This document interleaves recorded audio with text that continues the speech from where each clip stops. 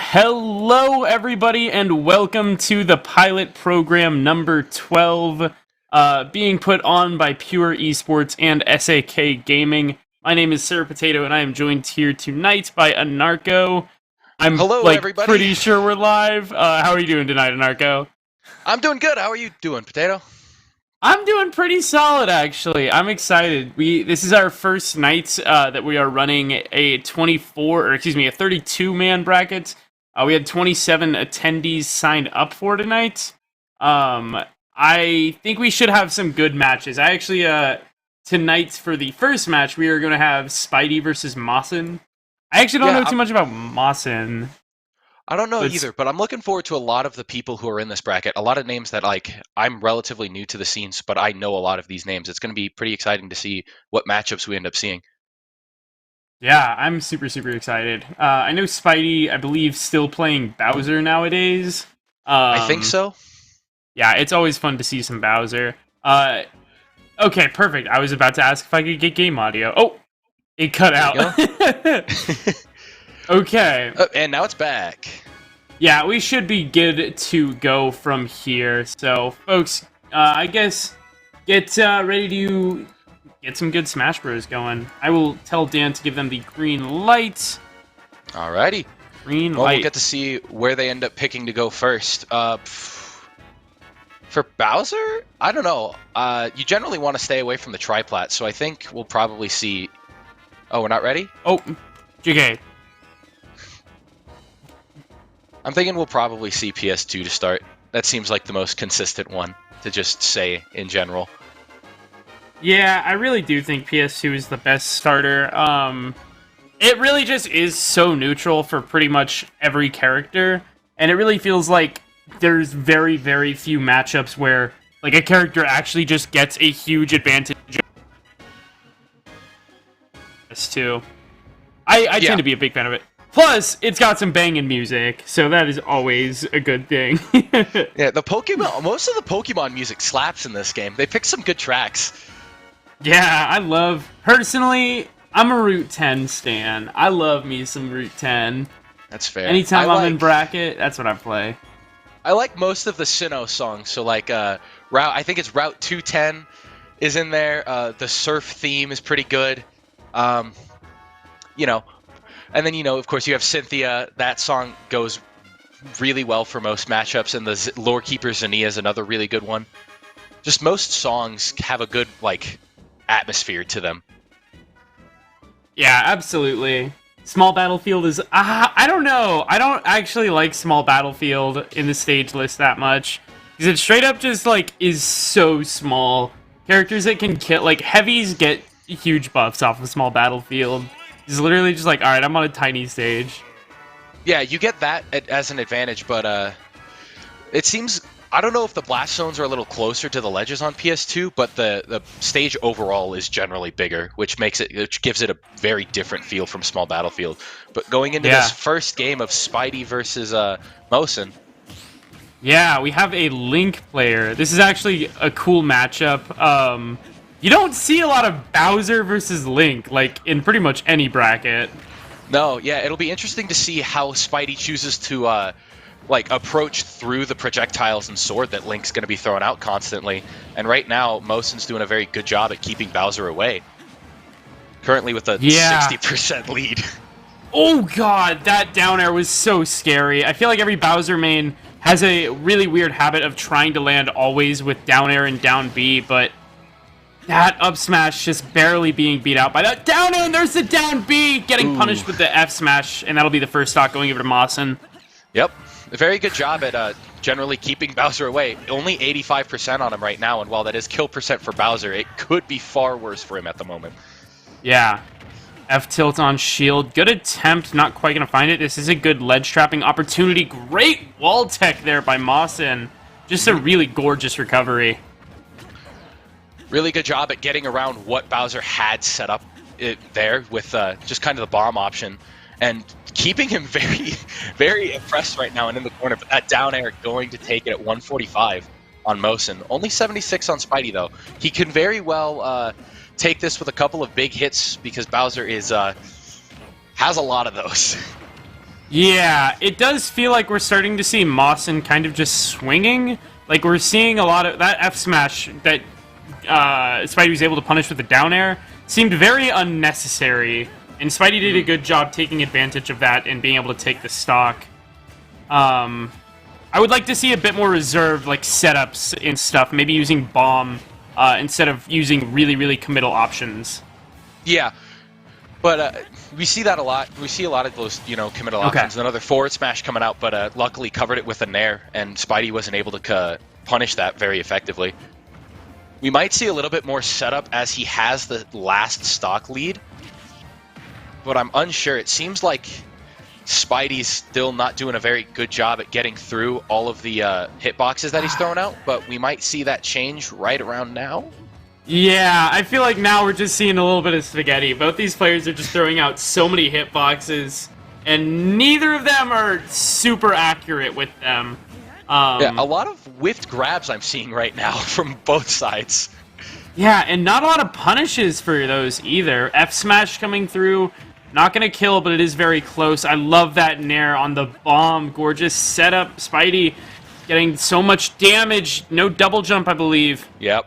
He didn't have his jump from the other side of the stage. That was really good. Just knowledge from Mawson not trying to commit and give him that option back. Yeah, and with that, that is going to be the first game going over to Mawson. Yeah, just able to do a good job of keeping Spidey out, not letting him get those big hits that Bowser needs to actually take stocks. Really good. I didn't catch the counter pick, actually. I didn't really either. Is he going Little Mac? Is there a Little Mac versus this Link Zoner sword guy? Okay, Spidey. I don't know how this is gonna go. You know what? Shoot, nerf yourself by playing a character that's lower on the tier list, and it forces you to think better, because you actually have to... You can't just get away with stuff. Oh my god! Mawson! Gorgeous combo there. Spidey's still alive. Yeah, Spidey, what was that? Yeah, he did. It was a really good recovery from Spidey to save the side B for all that time, but Mawson ready for every option, it seems. Yeah. Spidey very much on the back foot now. Good down smash to get the tech read, but yeah, Spidey really just needs to get some damage out, get the stock. I like that down smash attempt a lot, actually. Great uppercut, closes out that first stock. Mawson really didn't... He ran away with a huge combo for that first stock and really didn't get that going in that second stock, which let Spidey come back in this game. Only 20% difference on these two after what looked like a landslide from the first stock. But Little Mac off the ledge again. What's he gonna do? Side B does make it back to ledge. This is still... It still very much feels like the ball is in Mawson's court. Spidey just cannot seem to get back into neutral. Mawson is doing such a good job of controlling the pacing of the game. Keeping Spidey off stage and right there getting that forward air to take the second stock. Once he started building up those hits, it kind of looked a lot like the first stock where he got to 12%, started figuring out what Spidey's game plan was going to be and ran away with that stock once again. Yeah. Whiffed read. Tried to read the neutral getup, but Mawson rolls in and is able to continue this advantage state. He's getting a lot of mileage out of forward smash. I've seen most of them connect, and those that haven't been punishable. It's a little weird to say. Okay. Good read. Okay, good. Yeah, Mawson just not able to make that recovery happen. Seemed a little reliant on the bomb there. That might have been recoverable with just straight up, like, air dodge and up B. Still entirely doable for Spidey as long as he keeps KO Punch on deck. It is ding % at the moment. I think Link dies at 26. Okay. Yeah, just a safe jab gonna be preventing that from happening. The ding combo. That's really funny. Ding %. Get him right around where it starts to go away from white and they will die. Yeah. Oh, down smash catches a 2-frame. Mawson! No bomb recovery, and now Spidey is taking us to game 3. That was an incredible bring back. A little bit of a mistake from Mawson not being able to make that back, going for a bomb recovery that didn't end up working out. That seemed like it was recoverable. Like, that really didn't seem like Mawson should have died there. Seems like that happened twice, where he died to the bomb over at the side of the ledge to get his second stock lost, and then maybe just committed too hard to trying to bomb recover for that third one. Maybe he lost his double jump? Maybe? He might I have. didn't catch it if he did. If he did, then I can't blame him for dying there. But sticking with the Little Mac is Spidey going into this game 3. Oh, he did. Okay, yeah, no, that was unlivable. Northern Cave is the counter pick. Okay, But, let's go up tilt. Let's go up tilt combos, looking like Smash 4 Mario over here. A little bit. Some good air conversion for Mawson, trying to keep Little Mac off the stage right now. But a lot more even than... I was gonna say, I really like this counter pick from Mawson. Like, Little Mac gets nothing off of these side platforms from being there. Whereas Mawson literally just gets an extra manner in which he's able to recover. Really smart. And Little Mac just suffering from Little Mac disease and not being able to recover. Yeah, losing out on that KO punch opportunity, which actually led to him losing that stock. Yeah. But that bomb preventing a good ledge trap from coming in from Little Mac. Gonna be interesting. F-smash. What else would it be? Naturally, right? As sure as water is wet, Little Max will F-smash to take stocks. 47% from that small interaction for Little Mac, keeping Link off stage right now. That up B with such a wide range, keep stopping that down smash from actually applying really any pressure. Yeah, dash attack just catching out Spidey's unsafe landing. Good recovery, but gotta get something cooking here. And will we get a KO punch conversion for the first time this No, we will not. Oh, rolling around, but Mawson manages to stay on the forward assault, catches out Spidey with that F smash, and now putting Spidey on his winner's side stock. Yeah, at this point, Spidey's got a little bit to come back from. A lot of projectiles to work his way through to get that one hit that might take that stock. Uppercut not quite taking it. Yeah. Very good patience on Mawson's part, not exploding the bomb, because Spidey was waiting there with that counter. Oh, no double jump, I think? No double jump. That's it. Yeah. Mawson taking that 2-1. Yeah, it just felt like Spidey wasn't able to figure out how to get his footing under him in neutral. Mawson just kind of kept control of the pacing of the match the entire time. He definitely had a lot more tools to keep that neutral against Little Mac. I'm not sure if the Bowser was a good switch off, but that big body from him did get him hit by a lot of options that Link was throwing out. So it might have been, it worked out in game 2 for a little while, at least. Yeah. For our next game, we are going to be getting Isaac versus Squambo in our winners round 2. Both these, I don't know about Isaac, but I know Squambo's been around for forever. Shoutouts to, I'm pretty sure Squambo plays Pichu. Squambo plays Pichu and has recently been picking up Ice Climbers. No kidding. It's his counter pick, I think. I played with him like a month ago, and that's who he played against me as a counter pick, and complained about Wi-Fi timing. Like he was too used to the timing on Wi-Fi for the Ice Climber combos, which is not something I've heard. That's a new one. Yeah. Said, if only I was on Wi-Fi, not this. Also, water is definitely wet. You are all goons in the chat. I can't believe you are all on this. Water is wet, and a straw has a straw has one hole. It is a continuous cylinder. I don't even know if I'd say it has any holes. You know, it's just a hollow cylinder. Yeah, but that technically means it has a hole if you think about it. I guess. I guess it's weird. It's weird. Maybe you know what? Maybe it has two holes because it's a cylinder. Or I don't think it has. Now I'm getting too lost on this. You're thinking about it a little too hard.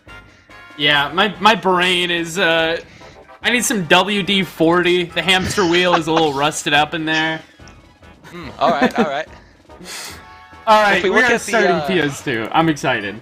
That's fair. If we look at the games from round 1, we see RDNA making it through due to a DQ. There's the Ice Climbers.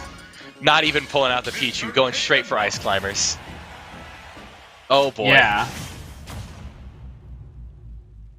Okay, Isaac pulling out the Game & Watch Ice Climbers. This is a fun matchup, and another one of those that you just don't see a lot of. No, you tend to see a lot more Ice Climbers than, or excuse me, Game & Watch than Ice Climbers, and I am super here for this. Okay!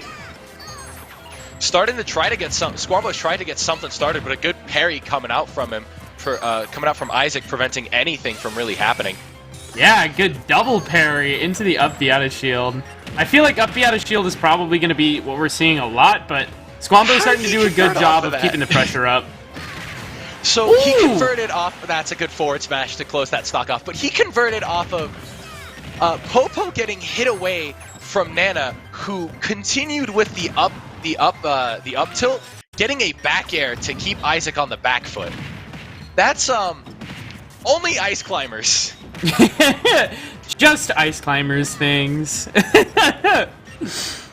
But winning Isaac while in disadvantage. I love that. Yeah, trying to close out Squambo. Oh no. Oh, okay, Squambo's still alive. How? I mean, I guess the drop off from Nana was enough, but I wanted to see that really well placed. Oh no, they're desynced. I wanted to see that really well placed, like Bacon or whatever it was, take that stock. Yeah, it was a really good attempt there by Isaac. I seriously feel like Isaac did work to earn it, and now we are on solo Popo.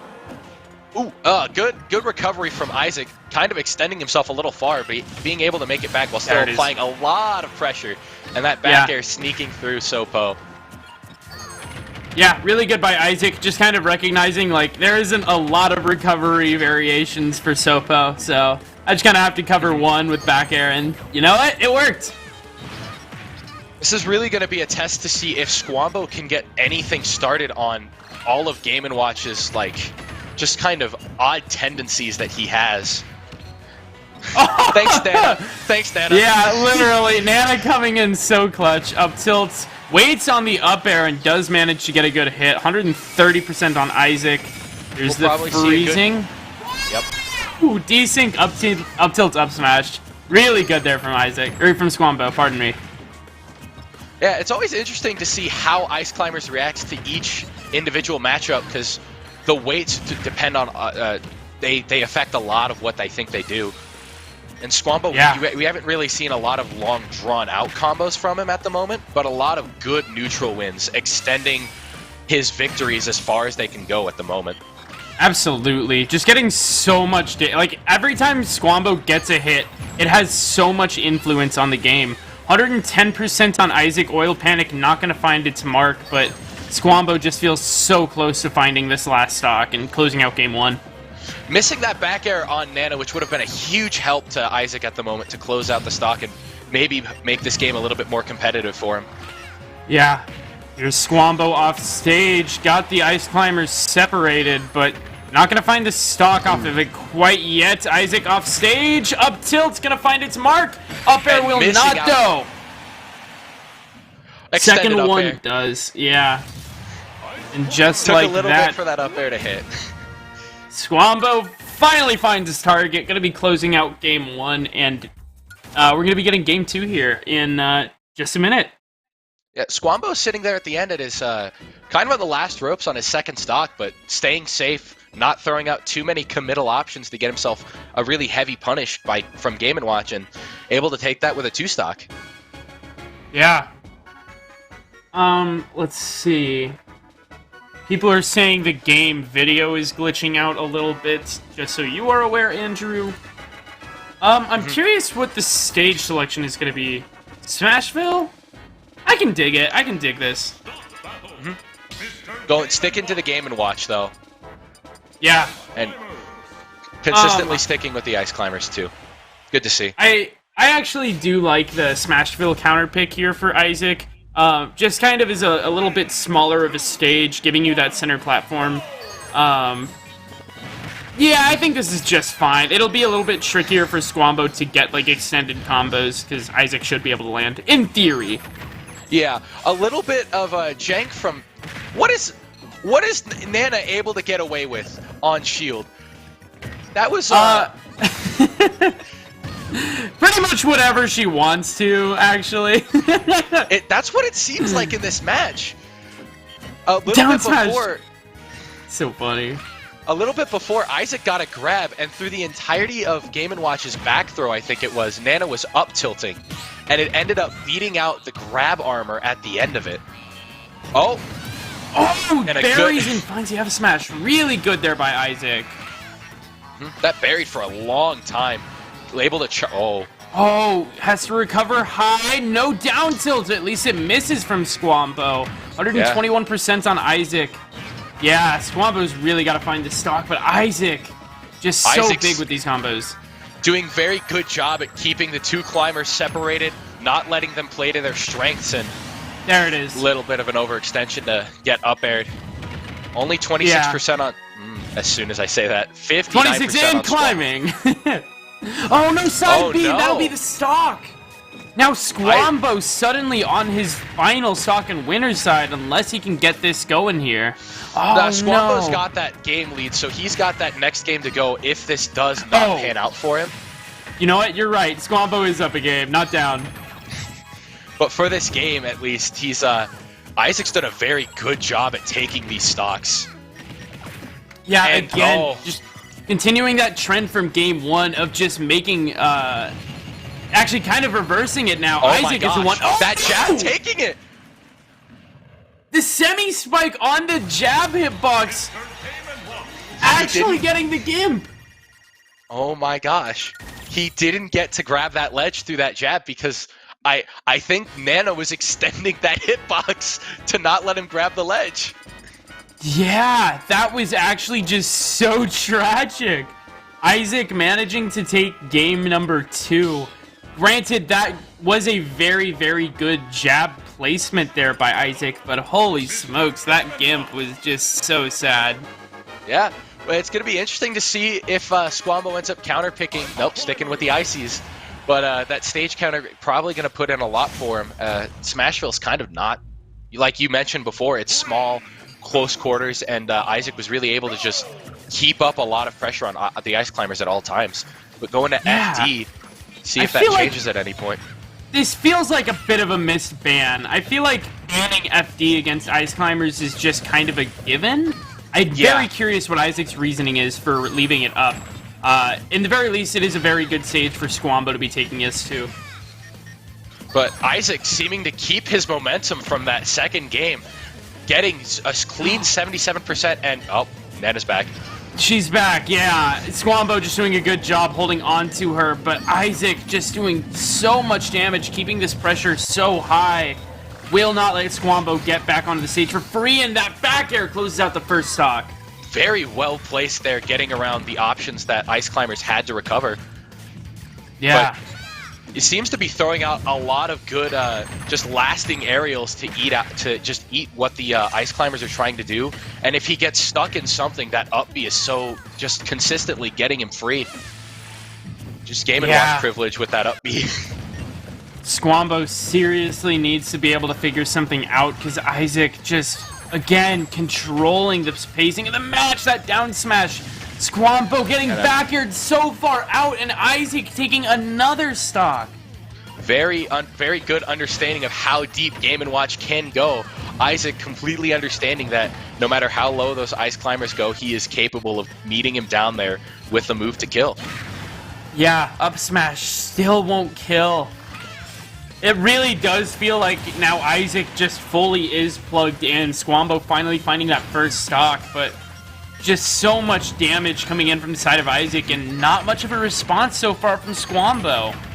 Only 3% on this last stock from him, building up a little bit of an advantage, but that up B giving putting whatever advantage he had just away right away.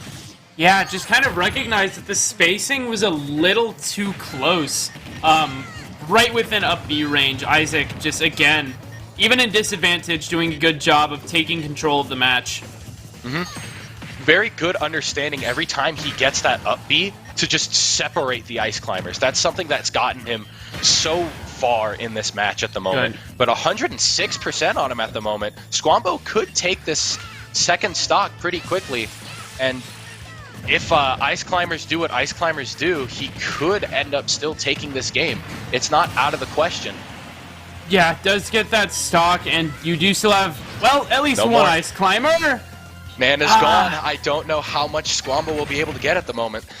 Good. I am starting to see more reactionary play from Squambo instead of just rushing in, but you got to make it back to stage here. Very clean. Very missed opportunity for Isaac there. Could have potentially taken that Sopo stock, but a good side B spacing from Squambo. tilt. That's it. That's it. Yeah, and that is going to be it. Yeah, just Isaac manages to keep the pressure so high that entire time and flushes out game number 3. It really did feel like Squambo was a little impatient with their approach options. Seriously, just like running at Isaac a lot. It did feel like Squambo was doing the best when he was slowing it down, letting Isaac approach. So that's what I would like to see more of in the future. But that's kind of how it goes with Game & Watch, though, you know? Trying to just bum rush him, he has so many, he has upbeat. He has upbeat. That's really it. Well, and not to mention, upbeat, yeah, but he does have so many insanely strong burst options. Stuff like F-tilt, down smash, you literally can't just shut out when opponents, like, rushing at you with unsafe moves. And Isaac did a really good job of just recognizing that. Oh yeah, Isaac did play that a very clean match against Ice Climbers, keeping them separated for most of that game, not letting them get what they wanted at all, and just a really good look at how you take care of Ice Climbers in a way. Yeah. That being said, our next match is winners quarterfinals between Bulbasaur and Storm. Storm has actually been doing really well recently. GCU's No. Andrew, correct me on that. Not GCU's #1 player. Nope. Oh, wait, that you would would know be, this. yes. GCU's #1 varsity player would currently be Bright, but Storm was the team captain of that team, kind of trying to fit in that leadership role. Very good Pichu against Bowser from Bulbasaur. Yeah. But Bulbasaur has been playing Game & Watch more recently, so it'll be interesting to see what this Game 1 will bring us. Yeah, it really... I would be surprised... Honestly, I would be surprised to see the Bowser. Bulbasaur has been playing the Game & Watch for a lot of the less favorable matchups. And I do not think it is an insanely hot take for me to say that Bowser versus Pichu can be a bit of an arduous matchup for Bowser. What are you talking about, man? What are you talking about? Yeah.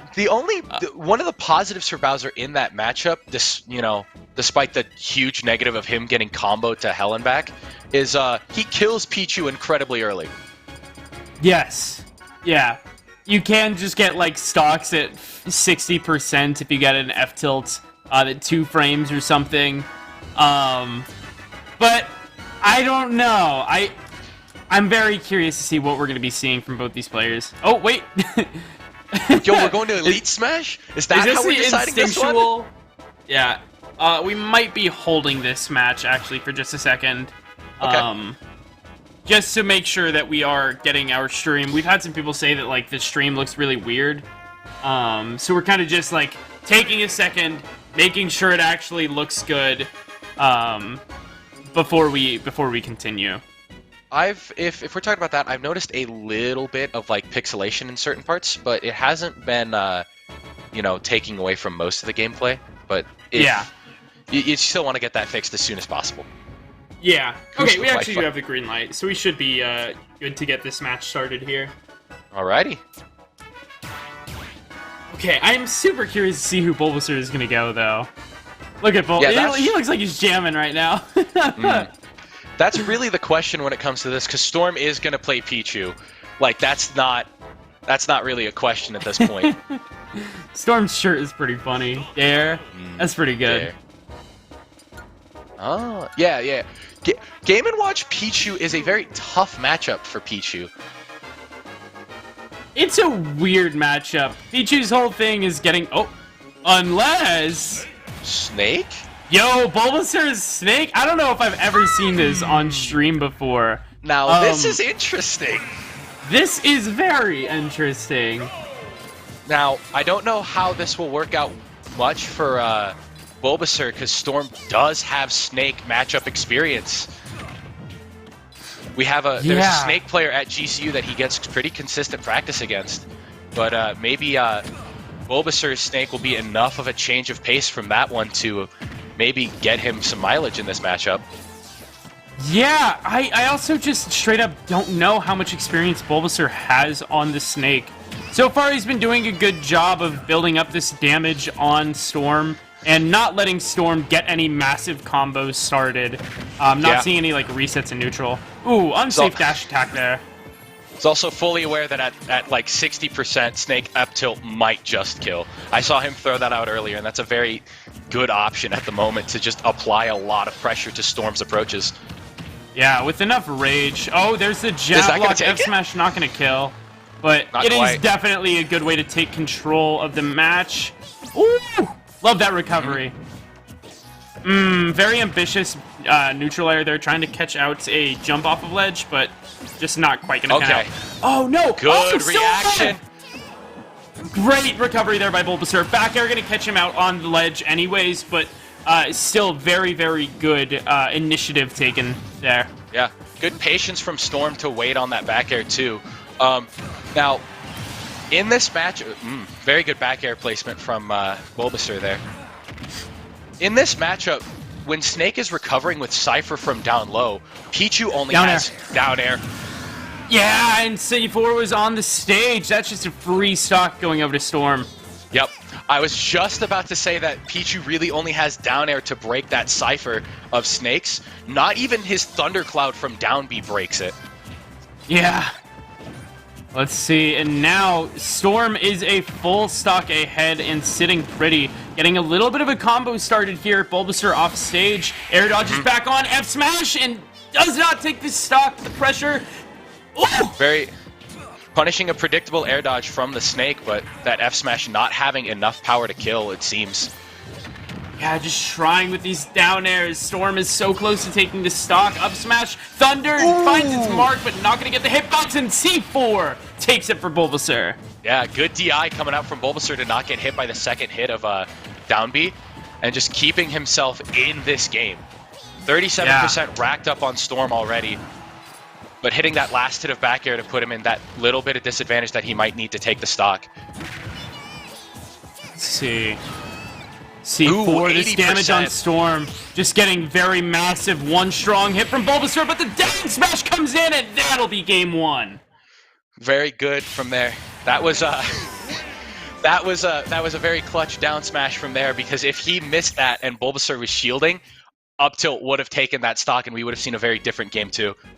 Yeah, just really, really well placed, and now Bulbasaur on the back foot. I have to wonder, are we going to see a character change, or is this Snake going to be lasting through the whole set? I don't know. I was surprised to see the Snake in the first place, and I don't know how I feel about it, if I want to see more of it. Now, a positive from that last stock is that that game was definitely doable. So it's not unseen. It's not impossible to see him go back to the Snake like we just saw. Is that it was still close, even though honestly it was almost last hit. Yeah. All right, it's time for Northern Cave. We got some good music. You know what's up. I love this stage. This stage is great. And hitting that first part of Cypher, but not getting Snake himself. Yeah. That could have taken it. Oh, no. Bulbasaur's still alive. There we go. Down air. Great job there by Storm. Yeah, literally just taking advantage of that double down air. Yeah. Storm's really doing a good job at pressing his advantage state against Snake right now. Snake having that really good like frame 1 grenade, but other than that, not really much to keep him in, like, to get him out of disadvantage, and Storm really taking a lot of abuse of that by using a lot of true combos to just keep him in that state of disadvantage. Yeah. One strong hit from Bulbasaur should be enough. Back throw, gotta make it back on the stage. Oh, I like that C4 placement, but the F smash catches the roll off of ledge. It looked like the very last hit of F smash caught the end of that roll in. Yeah. Down there! No. Oh, Bulbasaur! Still alive, but no that's C4! Game 2 in the set going over to Storm in a 2-0. What a tragic way for the set to end. Clean 3 stock coming out from Storm there, taking that over Bulbasaur's relatively new Snake. I'm interested to see how far that'll take him in this tournament, in a loser's run, but not known much for his Snake. If he'll switch back to Bowser at Game & Watch, I don't really know. Kind of a good, like, introduction to that Snake, though. A tough matchup for him, though, to be sure. Yeah, absolutely.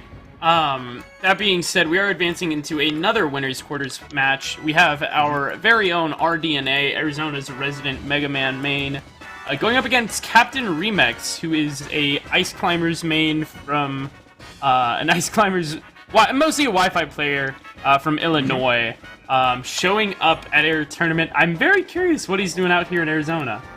Yeah, a little bit. You say he's from Illinois, right? Yes.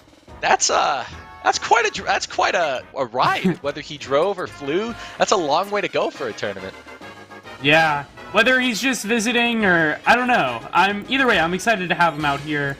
Warm welcome to him, and I'm excited to see his most likely his Ice Climbers, but I'm not it's hard to be 100% sure.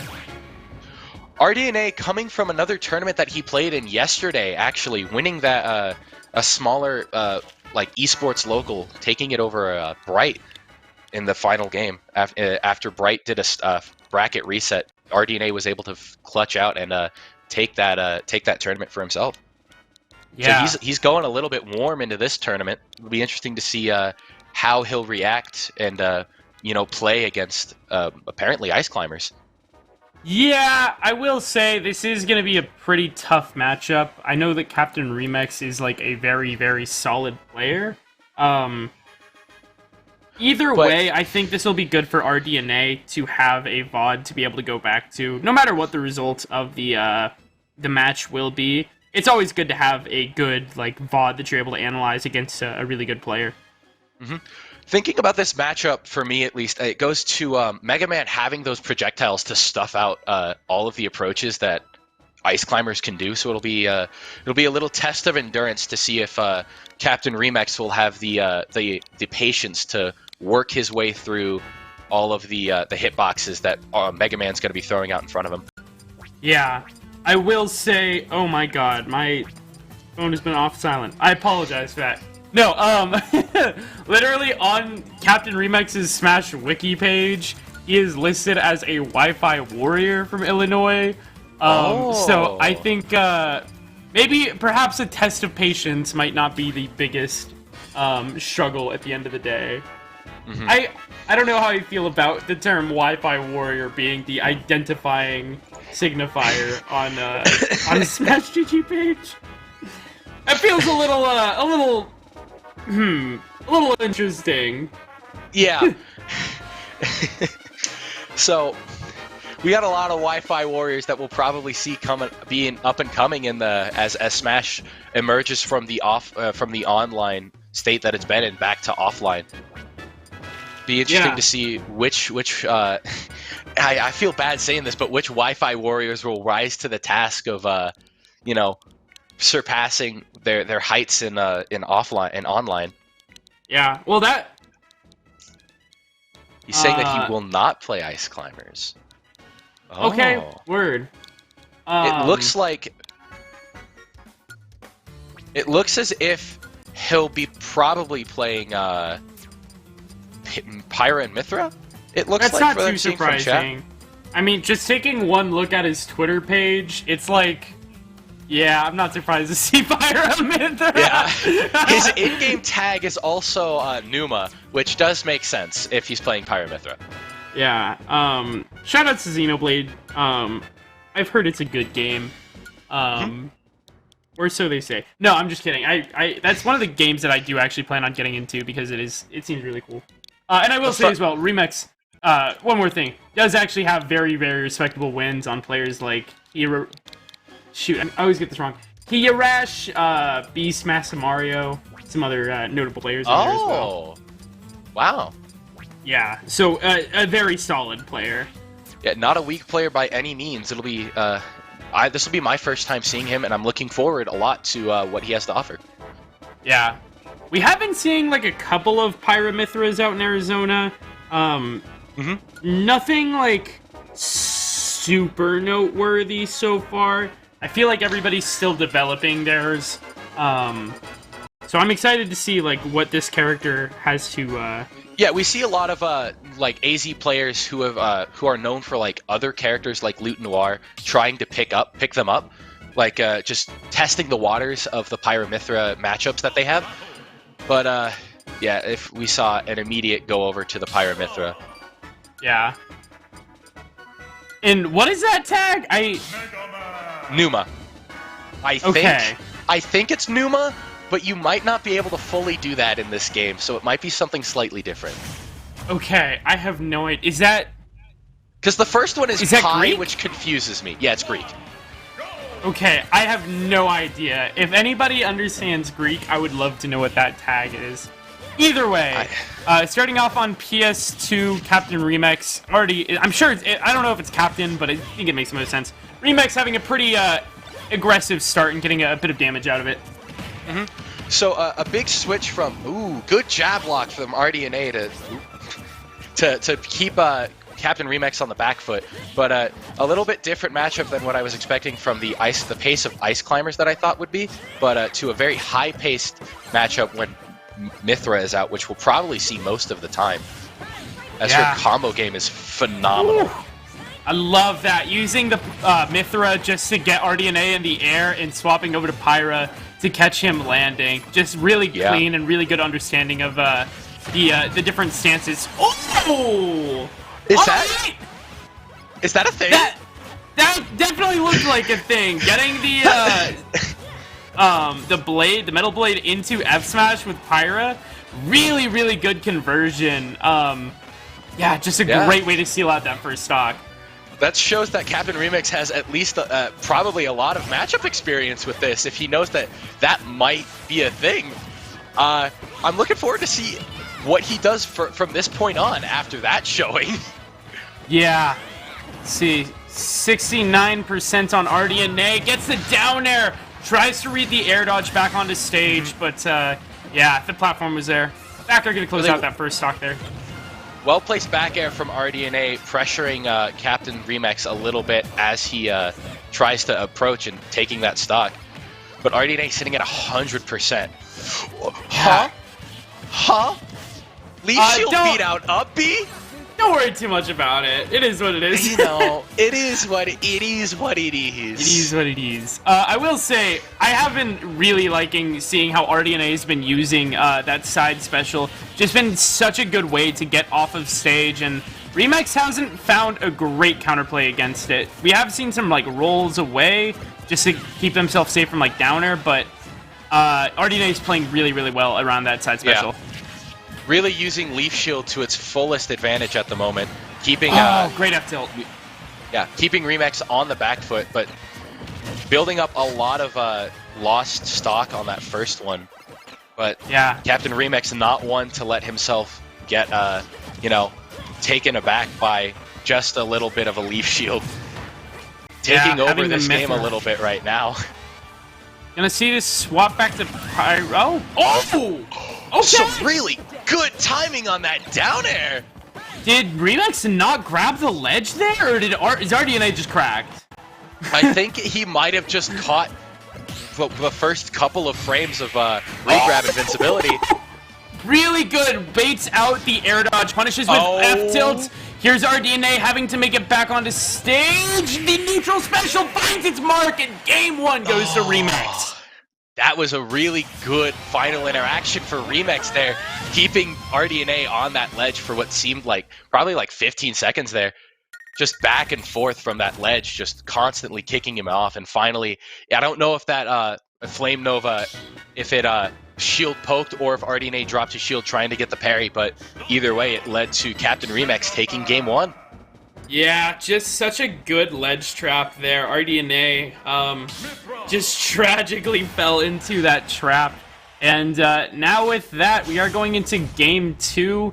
RDNA, the one tasked with finding the counterplay to take this game. Running it back to PS2, though. It seemed like in that second stock, RDNA was getting a lot off of Leaf Shield and trying to see if he'll be able to get a little bit of that going back for him. Yeah. Okay, getting some solid damage here out of the Mythra. Yeah, solid 30% from like one good neutral win. I will say, I do appreciate that Remix is comfortable with resetting the neutral. He isn't falling into the, you know, just a bad mindset of, all right, I've got one hit, I need to keep on pushing the attack button. Seems very comfortable with letting RDNA get a reset in there, here and there. Having a good feel for trying to know when his advantage is over and his disadvantage might be ending. It seems that he has a really good sense of that at the moment. RDNA taking a bit of an early lead. We are seeing the Pyra coming out trying to even things up, but RDNA is starting to look very, very strong on this first stock. F smash actually finds its mark, and now RDNA up an entire stock here. Unfortunately, that Mythra up B not snapping the ledge immediately, leading to RDNA being able to punish it pretty heavily with that F smash to take that first stock. Yeah. Let's see. Side special, not going to get anything out of it. We are seeing the Mythra coming out here a little, or excuse me, the Pyra coming out here a little early. Only 70% on RDNA, but Remix definitely needs to get something going here to find this stock very soon. Seems like he wants to take advantage of a lot of Pyra's big heavy hits to take this stock really quickly from RDNA, but not getting a lot at the moment. RDNA being very patient, waiting for the hitboxes to be committal, and punishing when he has the option to. Yeah, RDNA just really started cooking with gas this game. It suddenly seems like it's very difficult. Oh, Remix finally gets that up B, but it has been very difficult for Remix to find any ins at all onto RDNA here. He's setting up a very good network of zone for him to work through. RDNA is. He's starting to pepper in those back airs to try and take this stock at the moment. RDNA really likes to favor back airs as a kill move because it's honestly very good for Mega Man. Not really relying a lot on like any other grounded options, choosing to. Oh, nearly killing. And while I'm sitting here talking about RDNA, Remix sitting here on his own going, nah, this is my time. Yeah, it takes the camera back. We are back to an even game. We are seeing the Mythra. I would like to see. Yeah, Facker going to be coming out there from RDNA. Actually, just going to be the second stock straight up. I wouldn't be surprised to see the Pyra coming out here. Yeah, Pyra trying to close out this stock at the moment, but RDNA, we see that when Pyra is out, RDNA seems to at least be able to dodge around the hitboxes a little bit more effectively as they are a little slower. Gives him a little bit more time to react and get his game going. Yeah, it really feels like RDNA just straight up knows this matchup so well already. And maybe Remix just isn't so familiar with the Mega Man matchup, but yeah, right now this is very much the RDNA show. Yeah, a little bit of a difference we saw from matchup knowledge from Game 1 because we saw Captain Remix do that sick blade, the blade cutter to F smash, but not really much coming through for him at this point. Trying to find any way to get RDNA's second stock taken because he's sitting here at 133, refusing to die.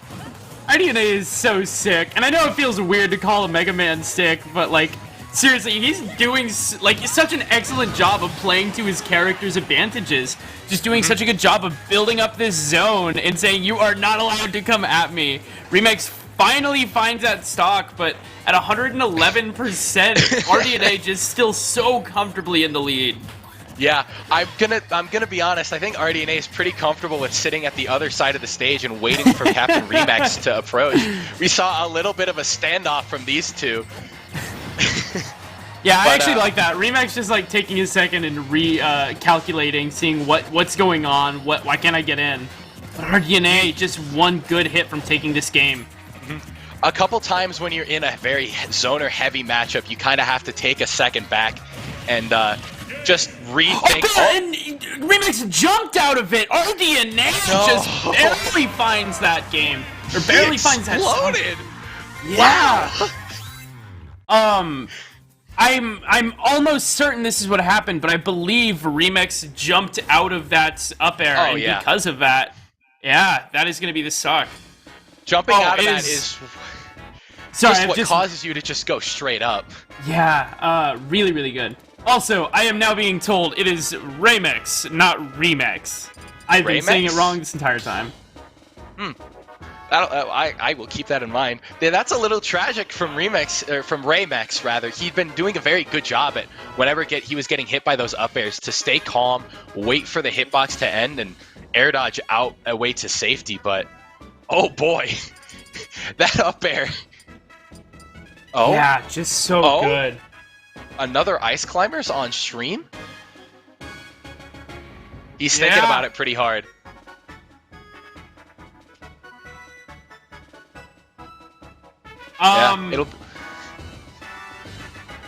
Yeah, this is, I wouldn't be surprised. Like, RDNA was just so large and in charge for that game number 2. Especially on that second and third stock. It just really felt like RDNA was plugged in and able to read everything that Raymex was throwing out. But now for this game 3, he's really thinking about swapping over to that Ices.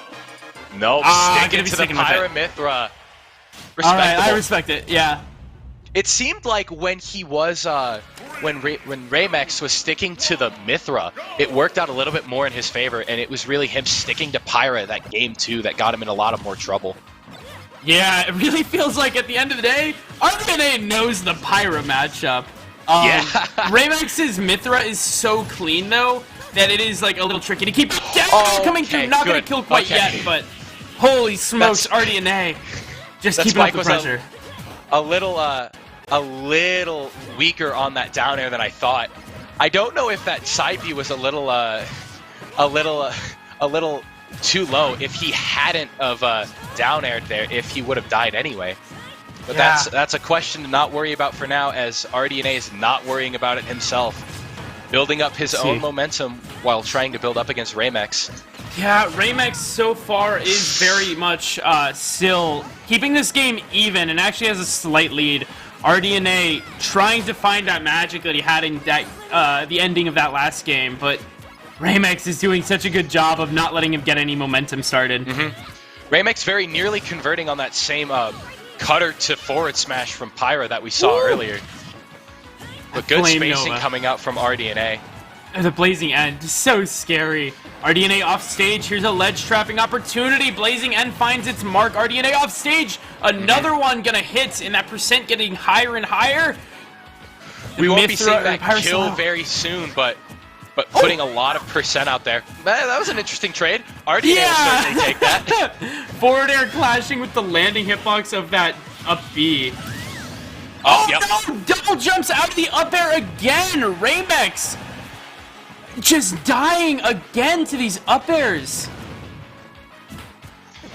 Let's see, 156% on RDNA. Should be able to get this stock here with one good hit. RDNA was very content at sitting at the ledge, building up percent, and he's doing a very good job at it, sitting at 156, not dying and keeping Raymex just at bay for now. Any good hit from either Pyra or Mithra would take that stock like a well-placed forward smash, taking RDNA's first stock. Yeah, finally finds that F smash, and now we are back to even stocks, but RDNA once again just feeling so good with that 50% lead. A little bit scary spot to be in the corner here. Raymex just keeping the pressure up, but Yeah, RDNA is not seeming to slow down here. RDNA is not letting up on the pressure, using Leaf Shield to try to pressure Ramex as much as possible. And right now, Ramex is just doing as much as he can to get through this wall that RDNA is currently building up. Yeah. I've been told it is a Remix. Remix. We're getting told 3 different things here. We're doing our best here. I got told one thing, and I just can't read, so that is on me. That's fair. Either way, 100% back air does find the clip, and RDNA just so close to finding the stock. Goes high for the up air. Oh my gosh. No dice, though. But holy smokes, that was close. So far up there. So close to taking that stock, but good patience from Ramex. Doing a very good job at staying calm in that situation where that up air very easily could have taken that stock. I love these up Bs immediately getting off the ledge. F smash not going to kill Blazing and doing a good job of kind of clearing the path, but that F smash will. RDNA 1 stock away from a huge upset on Remix here. Oh, is this an upset with seeding? Yes, this would very much be an upset. Remix is a very, very strong player. Wow, let's go RDNA. That's kind of... It's interesting to root for a Mega Man as, you know, that... Remix's first seed. This would be a huge... Remix is a good player. Upbeat, and that'll kill! Ooh. Only 16% on Remix. This is a lot closer than it looked like it would be in that second stock. Yeah. 36% on Remix. I feel like the music literally changing with the intensity of the match. Perfect timing. Oh no, RDNA still at 0%, doing a good job of continuing to build up this wall. Remix having a very tough time finding it in here. Oh, relying a lot on Leaf Shield at the moment, which is getting most of his percent. It's, you know, we were talking a lot in Game 2 about how RDNA is so good at fighting the Pyra, but now he just feels like the Mithra matchup is downloaded as well, with this percent continuing to climb. If that F smash was placed a little bit, we could have easily seen that stock being taken. Yeah. We see RDNA turning a lot to the up airs instead of trying to commit to those F smashes, trying to put Ramex into as much disadvantage as he can to build up that percent to get that consistent kill move. Remix off stage, run back F smash, not gonna find its mark, but RDNA continues to pressure with these jabs. Back here, Remix is off stage again. 130% down. And then up smash. RDNA takes game 3 over Remix. That was a very clean up smash there, reading the roll in, and that might not have been a roll in, but just the option that Remix went for and taking that game 3 in a very convincing fashion. The percent might not have told a lot, but throughout that entire game, RDNA just had so much pressure built up consistently. It looked like Remix really struggled to try to get in and kill, just take RDNA stocks. Yeah, it seriously was such a good play there by RDNA. Uh-oh. Did my thing just crash? I don't think it... I could still hear you. No, we're good. Yeah, seriously, just so well played there to RDNA. Arizona stays winning. Love that. That being said, our next match is going to be more Arizona locals. B-Rice going up against the warm-up. Gosh, I'm so proud of RDNA. Let's go RDNA. I'm popping up for him. Yeah, that's good. Very good win for RDNA in this set, taking it over the first seed. I'm really interested right now to see B-Rice. I haven't seen him play in a long time. Yeah, I know he's been playing a little bit of Wi-Fi, but he came out to last week's Monday, one of the weeklies last week, and I think he won or placed really well. Let me double check that actually.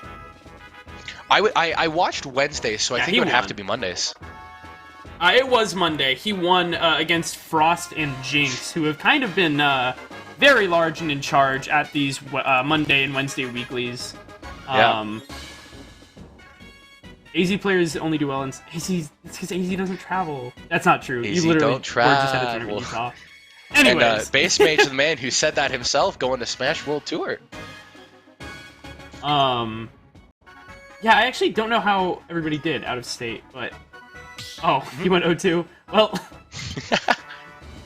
Well. Oh, did that already happen? My bad. My bad. Such is life.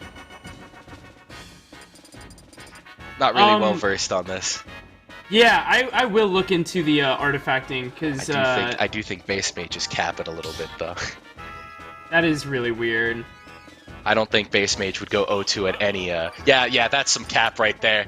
Oh, Schroeder popping in saying he also went 0-2.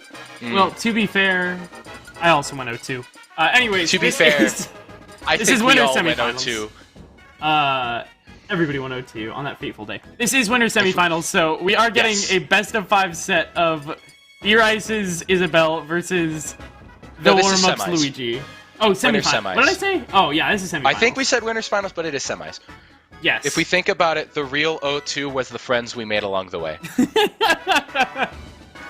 I think the real 0-2 is going to be us. No, I'm not going to say that. I don't want to dig on this matchup too much.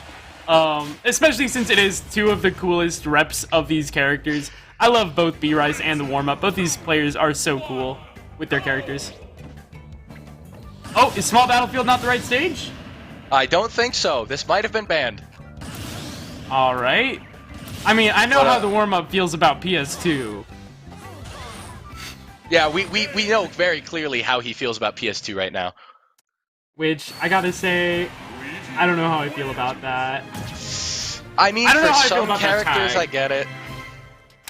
But come on, man. PS2's a good stage. PS2's a banger stage. Anyways. Oh, I'm guessing wrong tag, maybe? No? Maybe. Both of them have the right... Wrong color? Alright, I guess. You know what? What a reason to restart. I respect it. I respect it. Maybe it was a button check and they just button checked really fast. Yeah, they had one button they checked and they were like, now we're good. Game number 1 getting started. Winner semifinals. B-Rice coming out to getting the first interaction win, getting 31% built up almost immediately. Yeah, I really like that he went for the down air, but this grab could be dangerous. Oh, missed input from the warm-up. Normally he's so consistent at getting like a good 40% off of his grabs, but just not panning out that time. It looked like he may have mistimed either his fastball or his nair there to try to continue the 0 to death. But yeah. I'm one to say I'm fine with no Luigi 0 to deaths being happening, and I just want to see some good neutral coming out from the Luigi player. Yeah. Warm-up is playing this very well, doing a good job keeping this game very, very even. There's the down throw. Really good patience, not going to overcommit to an option, especially against a player of the caliber of B-Rice. Yeah.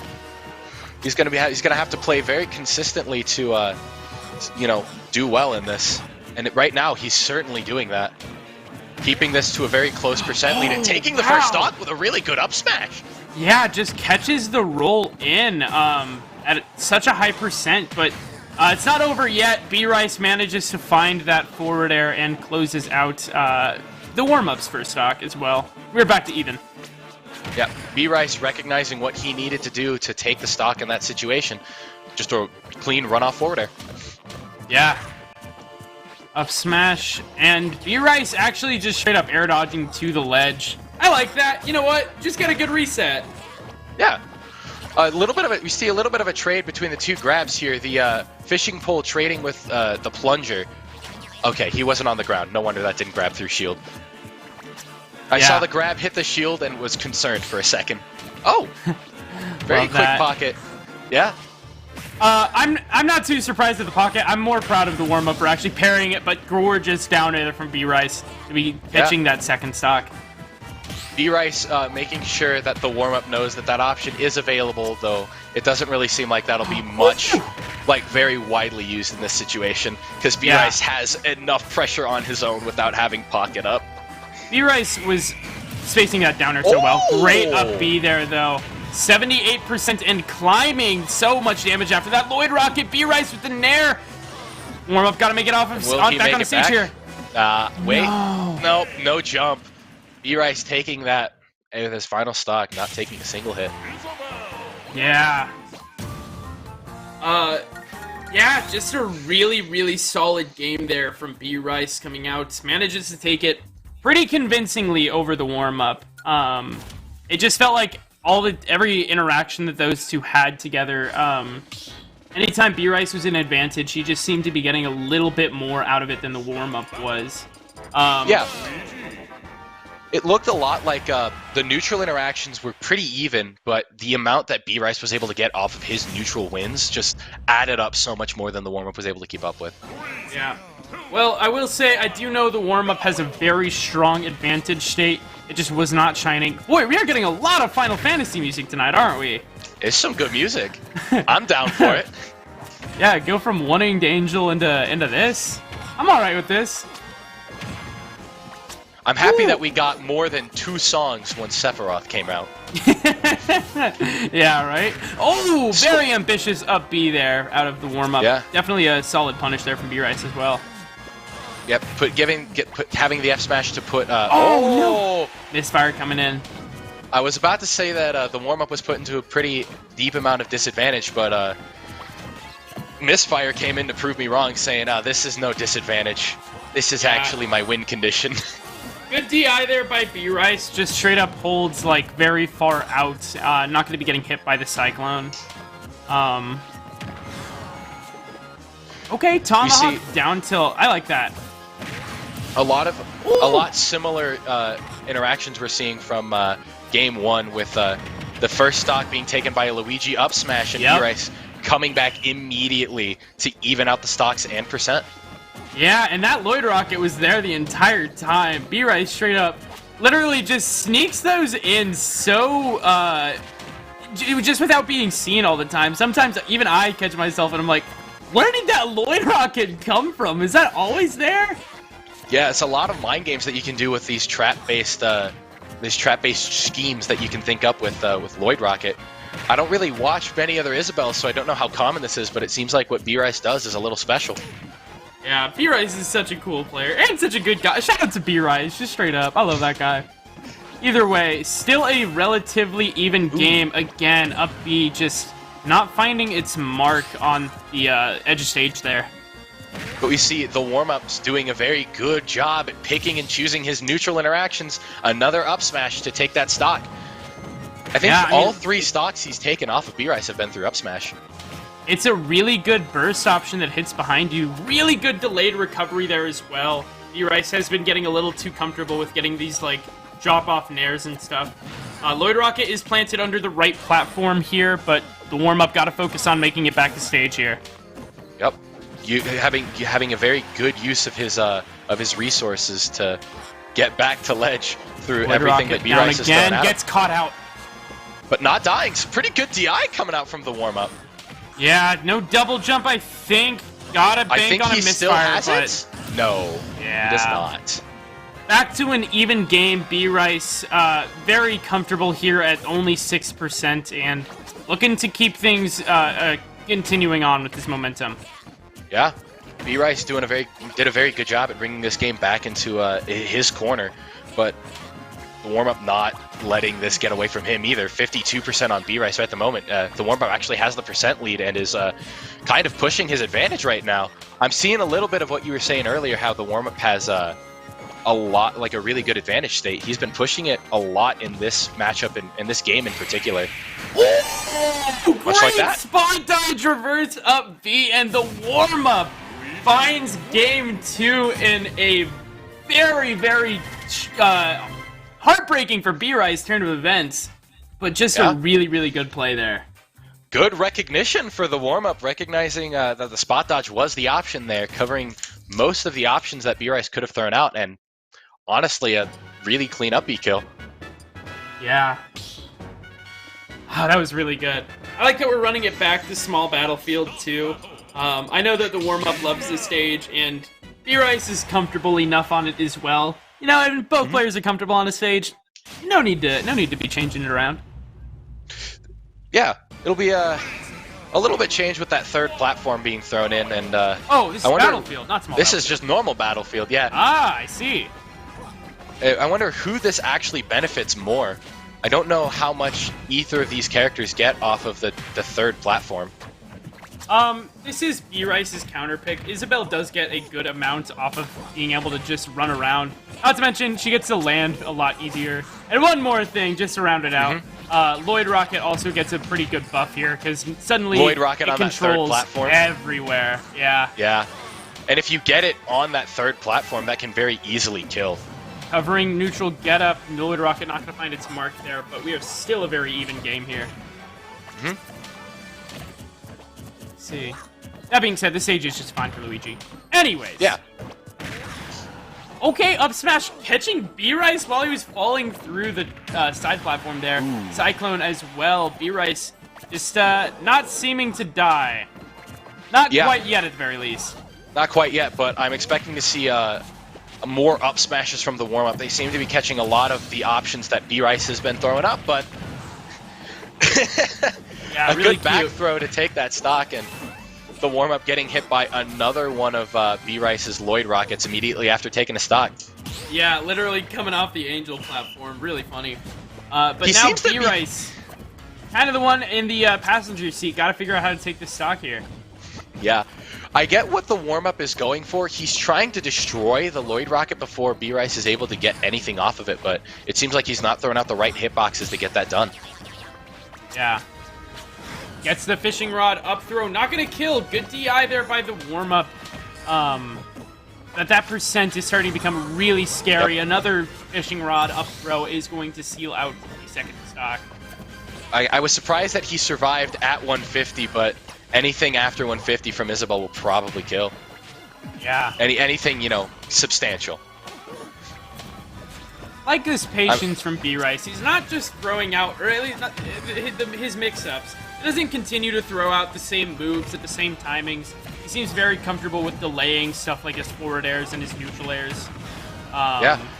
Just making it that much trickier. But the warm-up is also doing a good job playing defensively, not letting B-Rice get these free mix-ups.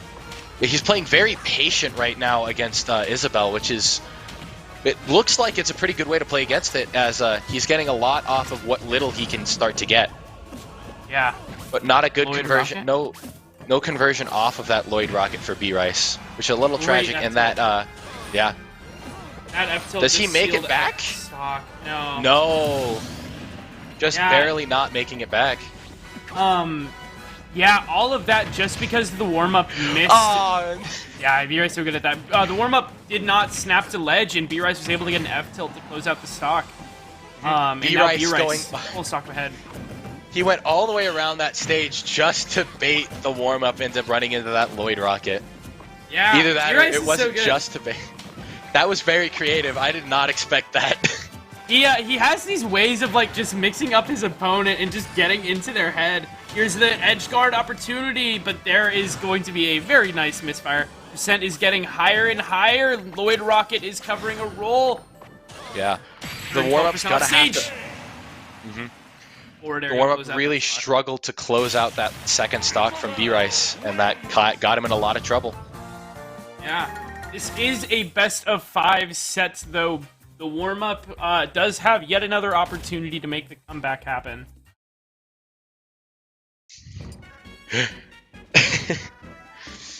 But we're gonna see another counter pick coming out from the master. I'm warm-up. losing the warm-up. I'm losing a little bit of the names with not being able to look at it when we go to that normal screen. But the warm-up looking to get a little bit of his momentum going on Town and City, going to Isabel's hometown. Yeah, you And might City. even, yeah, she's like, hey, I got my office right over there.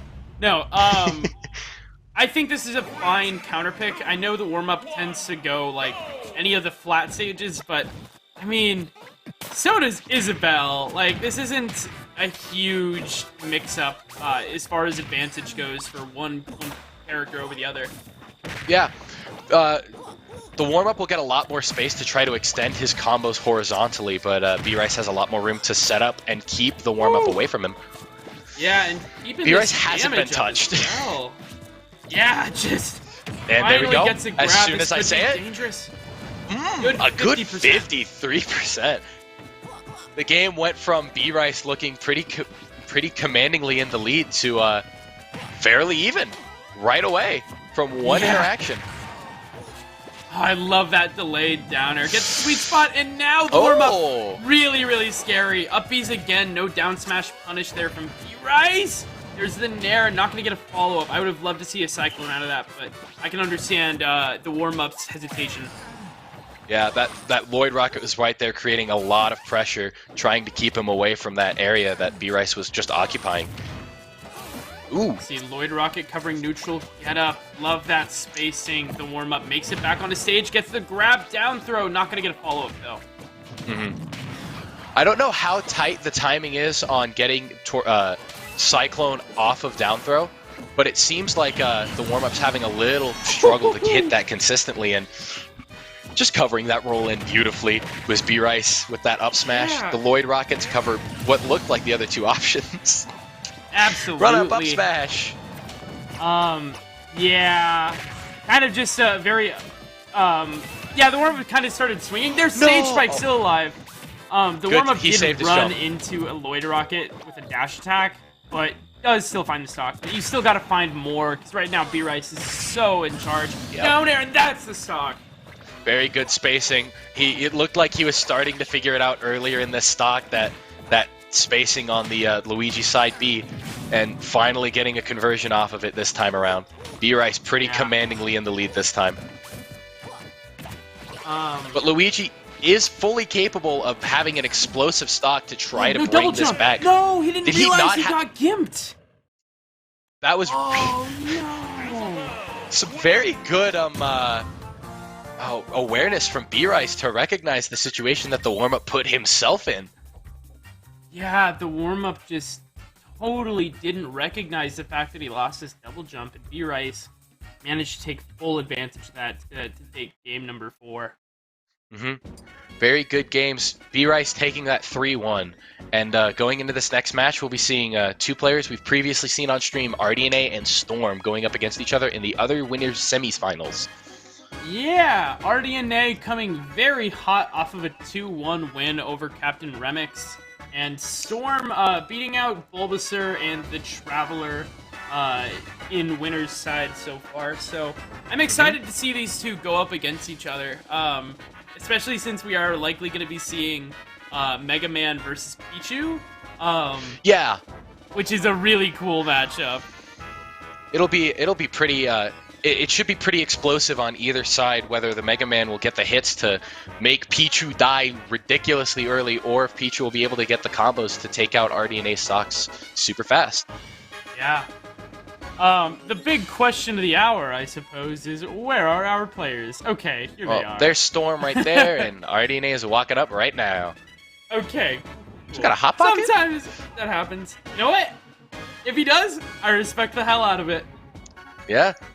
Those tournament munchies are so real. Like, so real.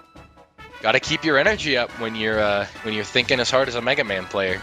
Yes, this, but unironically. Okay. I am expecting PS2 first, but I also would not be surprised by anything else. I think we'll probably see PS2. If not, I don't know if either of them will let the other character go to Smashville, but we probably won't see FD at all or Battlefield at all. Yeah. Those are two easy bans for Pichu, and a stage that RDNA won't pick, or that RDNA won't ban himself, but Pichu will not go there. Is Lilat legal on Mondays, or is that just is it not legal at all anymore? Starters on Mondays are Battlefield FE, Small Battlefield, Pokemon Stadium 2, and Smashville, with counterpicks being Kalos, Northern Cave Town, and Yoshi's. Ah, so Lilat has just been killed. No more Lilat. No more Lilat. Good. That saddens about 2% of people in Smash. MBD is fucking crying right now. Can you believe it? I can't. Oh no, I can't. Yeah. Did you catch the stage pick for this time around, or was it just PS2? No, it was PS2. Alrighty. I love it here. Good stage. Okay, 6.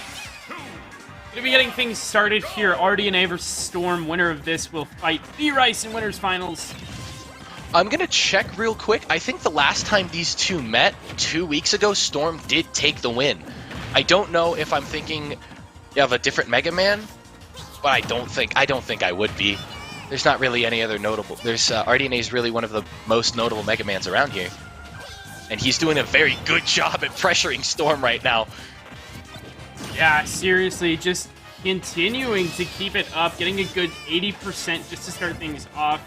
And looking to keep that momentum going, but Storm is also looking to get some damage in, 70%, so... but any strong hit from RDNA should close out the stock. Yeah. Same at this point from Pichu. A pretty big glass cannon, and at this point the cannon should lead to a pretty consistent kill, but pretty clean back air. I love that. Getting the shield poke through the side B. He let the bomber eat up the shield, and the back air ended up being enough to kill. Yeah, just like that. A good stock being taken there by Storm as well, and now we're back to a relatively even game. See, looking back, the last time these two met, Storm took the set 2-1 over RDNA. So this is a run back for RDNA. Yeah, got the chance to win, and definitely coming off strong again after beating Remix. Yeah. Air dodge. It seemed like RDNA was trying for a trump there on ledge, but does find a good back air to seal out this second stock.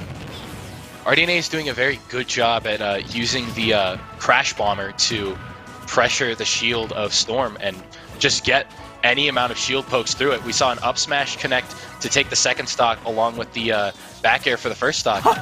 Oh, okay, RDNA, I had no idea you could actually re-grab the Metal Blade like that after it bounces off shield. RDNA is just so good at his character.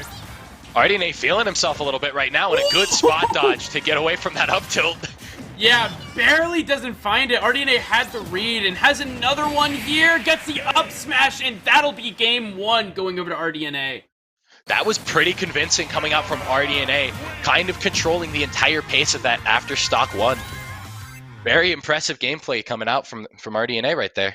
Yeah, Storm did roll off of ledge 2 times in a row. RDNA was able to... What was that? He did it a lot. Yeah, most times RDNA he was rolling up from that ledge. Tried to punish it with up tilts, but then kind of realized that up tilt, not great for punishing a roll, so up smash, with that scoop hitbox is a little bit nicer, especially against the tiny up tilt having a little bit harder of a hitbox to scoop with, and up smash did the job just fine. Yeah. I wonder if we'll see, back to Town and City.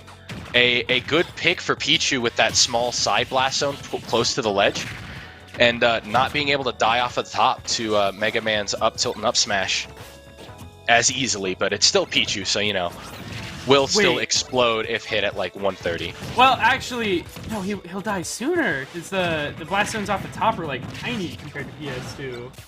No, is it? I always thought of Town and City as... It was way bigger in Smash 4, but in Ultimate, Town and City's top blast zones are tiny. It's just got the huge diagonal. Well. Yeah, like right there. Exploding right there. Yeah. It's just got the large diagonal blast zone that you can DI out to the corner very effectively. Oh wait, you know what? I might be wrong on this one actually. I think the camera is just way closer in, but the blast zone is higher up. I might be wrong. For the first time ever, Sir Potato wrong on commentary. Can you believe it? RDNA trying to get a lot going with the... Ooh, okay. Good F smash. Gonna be catching out RDNA going past the ledge there. RDNA is trying to get a lot of combos going with his Metal Blade, and he's honestly getting a lot. Storm trying to work his way around that at the moment and doing a pretty good job getting the reset on the platform moving away from town, resetting his jump. There. Yeah, love that from RDNA. You need to close out the stock back there. Oh my goodness, great good tech. And no! Unfortunate SD from Storm. Yeah. RDNA was playing so well there, though, just managing to survive after everything that Storm was throwing out. And then Storm himself was the one that wasn't able to make it back on the stage. Yeah, I play... Storm's somebody I play against a lot. He's got a pretty bad habit of SDs in some situations like that. Yeah. It's got... unfortunately, I think he'll be able to bounce back from this because it looks like he's doing a pretty good job at it at the moment. And trying to keep RDNA on the back foot and take this stock as quickly as possible to give himself a good way to try to bring this game back.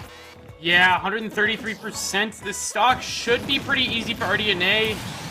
Storm to take, and finally RDNA is going to succumb to that back air. I think in the next couple of hits, we'll see RDNA either get an up tilt or a back air to close the stock out. Back air finds its mark. RDNA, Oh! great snipe off stage, and now one game away from advancing into winners finals. Yeah, catching the jump with the forward smash extended hitbox. That's it's one of the few forward smashes that's a true projectile. I don't know how many others there are. Or if there are any others. Mountain City has the highest ceiling smash. Yes, okay. Wait, so I was right. Okay. Oh god, I always get confused. I need to do a little bit more research a couple times. That's all good. Game number 3. Storm very much needs to make this comeback. Villager's forward smash is also a projectile. It's a projectile that goes straight down. Yes, love that for Villager. Yeah, Storm very much needs to make this comeback happen. He did start to clean up his gameplay around on his last stock, but it felt like it was too little too late. That being said, this is still a best of 5 set. Storm on kind of final or on. Oh my god, what's the word I'm looking for? It's on do his or die final, for Storm. Yeah. For this winner side, he's got to make something happen this game, or else he'll find himself in losers, playing to come back to where he could have been if he just closed out these games. Yeah. Oh, Storm goes so high, but no punish there from RDNA. Yeah.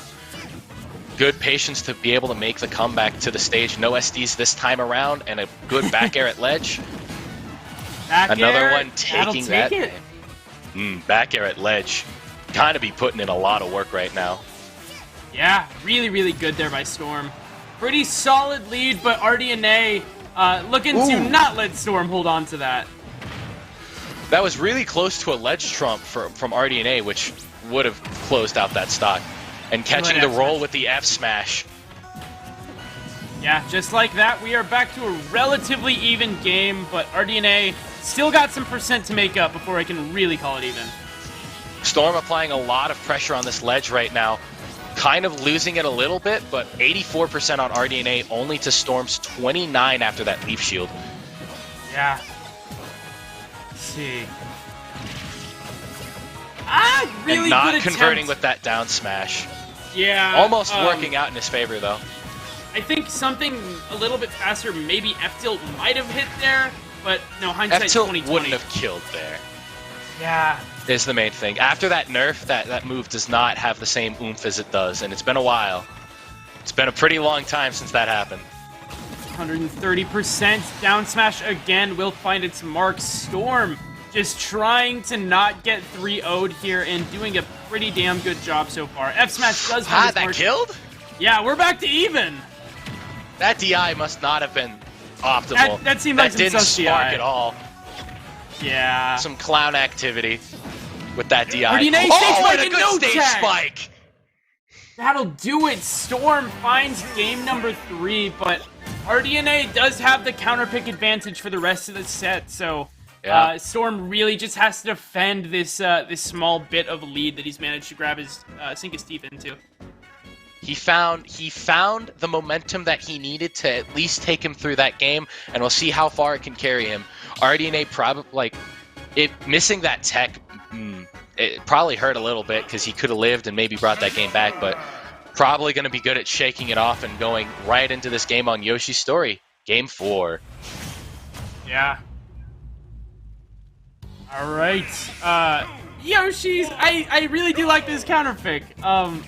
I feel like we are going to be seeing people dying at 60, and I'm not really sure who I'm referring to when I say people.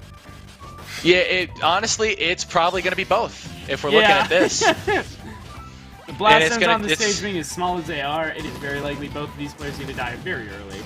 And it's all going to come out to be who does it first. Pretty much. So far, pretty even game. RDNA does still have a bit of a lead, even though the percents are so close, just based off of Pichu being as light as he is. A 10% difference to Pichu probably looks more like a 20% one, just because of how light he is. But missing the opportunity on that ledge regrab, finally getting it on this game, but not being able to convert with a back air.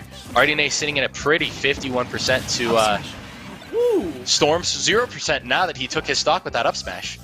Yeah, RDNA was doing such a good job of just keeping Storm at disadvantage, not letting him get his feet under him, and even now, just feels like Storm, or RDNA is playing so much differently than he was in that game number 1, or the last game that we saw.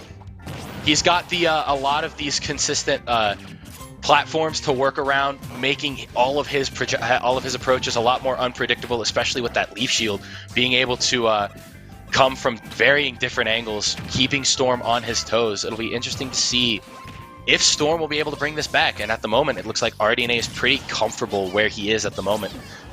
Storm sitting at 76% to RDNA's 87 on his first stock. See, down smash finds its mark. RDNA still alive, but gotta make it back. Double jump air dodge and does find ledge, but the back air not quite taking that hit, and a good spike. That'll take it. Yeah. I don't see a lot of people when they play against Pichu, when he gets his down smash, trying to SDI down and tech it.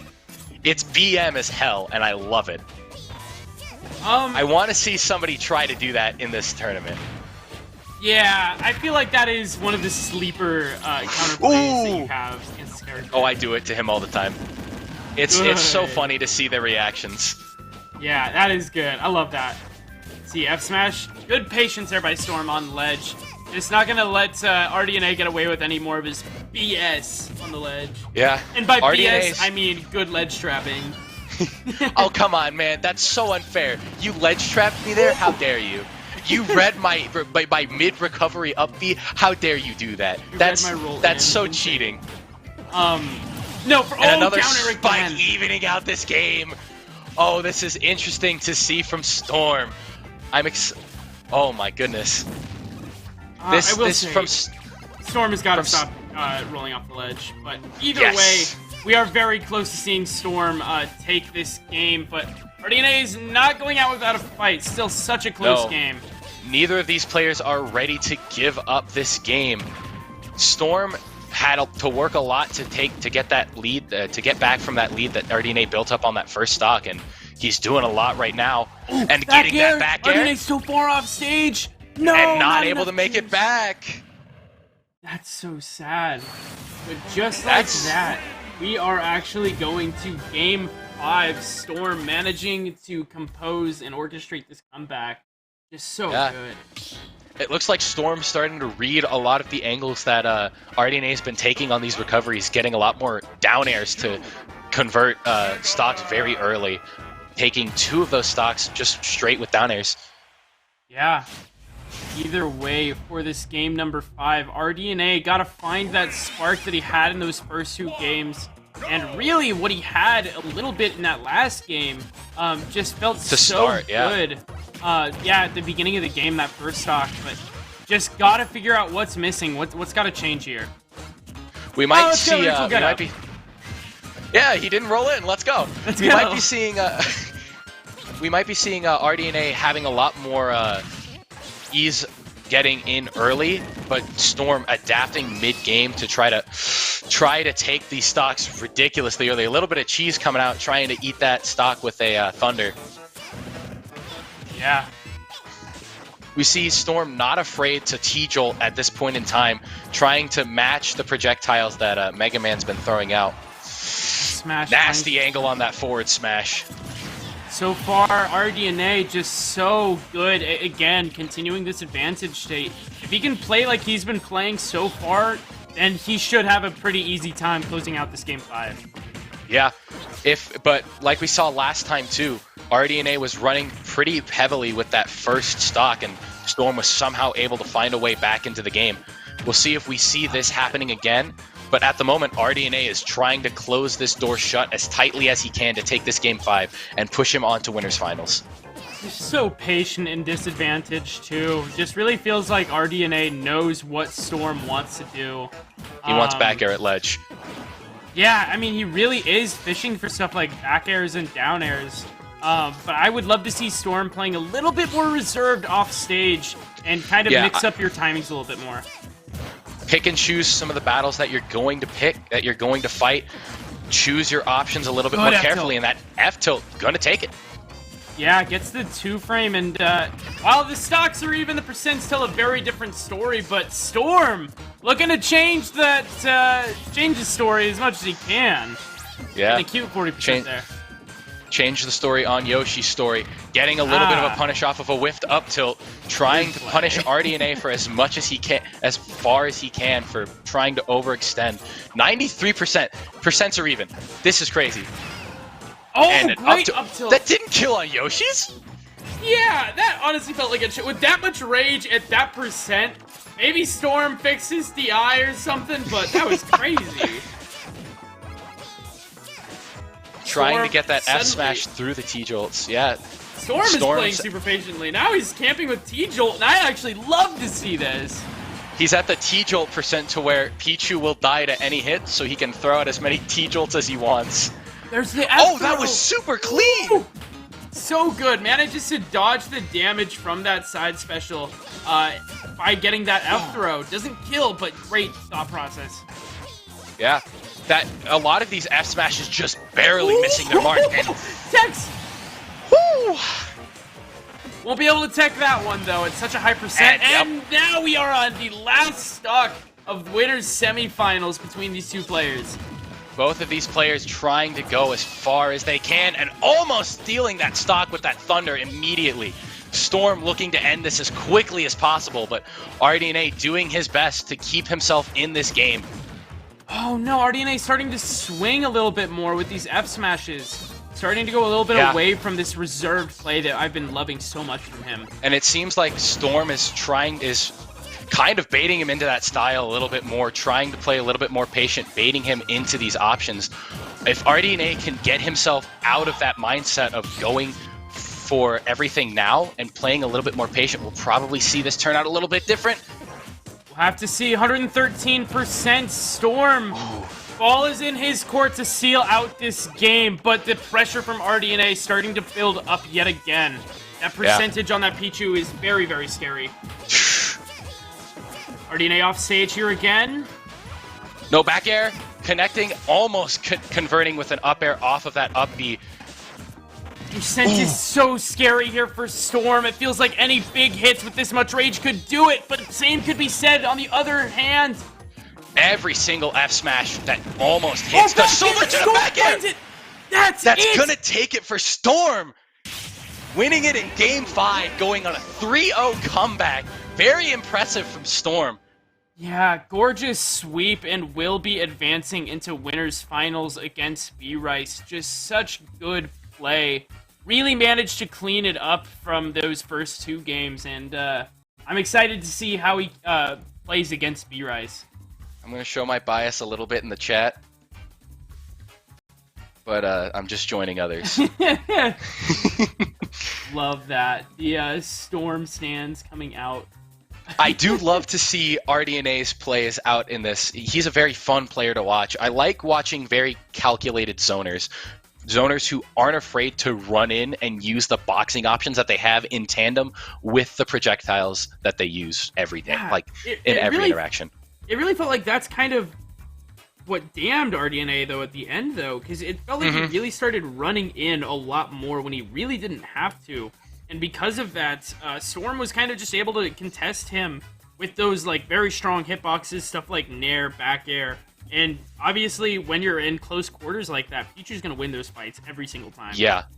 What I would have liked to see a little bit more from RDNA is using those projectiles to start and then running in with just getting himself in advantage before running in with those heavy hits with back airs and up tilts, and just trying to lead himself in to getting that advantage state to get the kill. And we saw him trying to force it a little too hard in that last game in particular. Yeah. Well, that being said, we should be getting our winners finals match here between Storm and B-Rice. B-Rice walking up, and I'm sure Storm will be back here in just a second. Yeah, taking a little bit of a break, probably to shake off a little bit, maybe get some water, cool off after a pretty close back game 5. Yeah, and I really don't blame him. I am excited to see how this plays out as well. Obviously, whoever gets into winner's side of the grand finals is at a pretty big advantage. Yeah. But yeah, obviously B-Rice is coming out of last week after having won the local against Jinx and Frost, so definitely, obviously, still a strong player, and I feel like Storm is definitely the one with something to prove here. Yeah, this will be I'm looking forward not only to seeing who wins this game, but who makes it back to grands from losers, because we still have Captain Ramix and the warm-up, RDNA, and Archistor all vying for their spot to come back and try to win this. That's 4 very good players. I'm interested to see how losers goes. Yeah, we're actually holding losers semifinals because literally no matter who wins either losers quarterfinals, we are guaranteed an interesting set. But back to our winners finals set, we have B-Rice going up against GCU's Storm. This is going to be a really fun set. PS2 getting started here. Andrew, if we're you having a little bit of troubles with switching the things, but I'm seeing a little bit of B-Rice getting a % lead on Storm. Storm trying to get a combo started right here and actually getting a pretty decent one going. 51% built up on B-Rice. Yeah. See. Okay, jab. Not going to get the reverse up tilt. Pichu's just too damn small. Yeah. Maybe after 1 or 2 jabs, he might have been able to hit it, but it looked like that third one sent him a little bit too far back. Yeah. One thing I notice a lot from B-Rice is he's very patient from hanging on that ledge with that fishing pole. Like, being very, like, aware of what options the opponent's going to try to go for and just waiting like that. He just kind of sits there, takes the jump, up B's back, gets the invincibility, and tries his best to... Just stay alive. Yeah. I wonder what he's able to get with the pocketed thunder. I really don't know. Will finds that up throw with the fishing rod, though. Managed to take the first stock, but getting fired at right back. Essentially, yeah, you're good.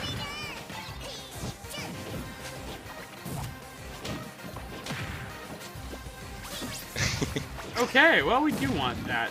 Either way, 30% and climbing lead here for B-Rice, just doing a great job in advantage, keeping this damage up, and yeah, just finally letting up and Storm getting a solid combo there. Solid loop, not able to convert another one off of it, but starting to go a little bit more in on the combos he's able to get against B-Rice, but B-Rice being very calculated as to how he's dancing around all of the options that Storm's going to throw out. Barely missed spaces that up smash, and we are still such a close game. F smash from B-Rice closes out Storm's second stock and secures B-Rice a bit of a good lead here. Yeah, finally getting that F smash for the approach option that he's been looking for this whole set, or for this whole game at the moment. Looking for it again, but not...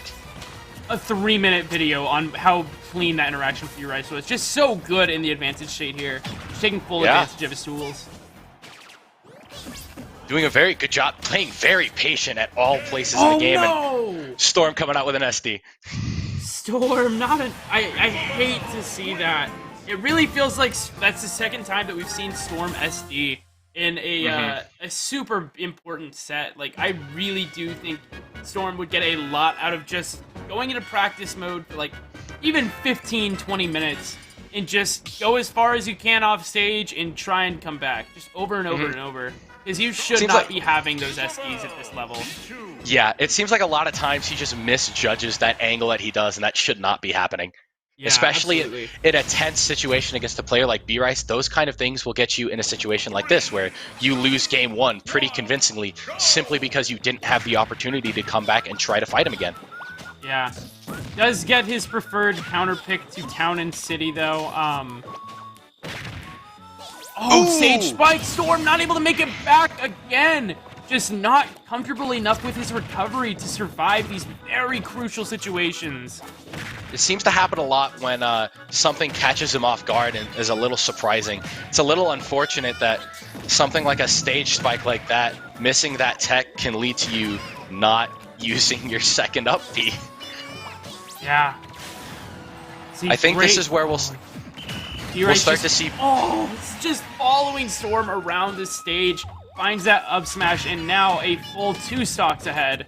Yeah, we'll start to see B-Rice not playing to beat Pichu, but playing to beat Storm, which is a viable option at all points, because if you can beat the player, it doesn't matter what character they're playing. I love that. Goes to the other side of the stage. Knows Pichu doesn't run really fast. Will probably be fine with that recovery. The percent is just getting higher and higher here for Storm. Not a safe up tilt on shield, getting up smashed for it. B-Rice knowing what options Storm has available to him right now and is just punishing accordingly. Yeah. That percent again so high. Storm does make it back on the ledge, but you gotta make it past B-Rice, and that umbrella says no dice. Yep, a very convincing 3-stock from B-Rice for game 2. Hopefully we'll see Storm get a little bit of a comeback, start to make these get a little bit more into his stride and make it a little bit more competitive. Yeah.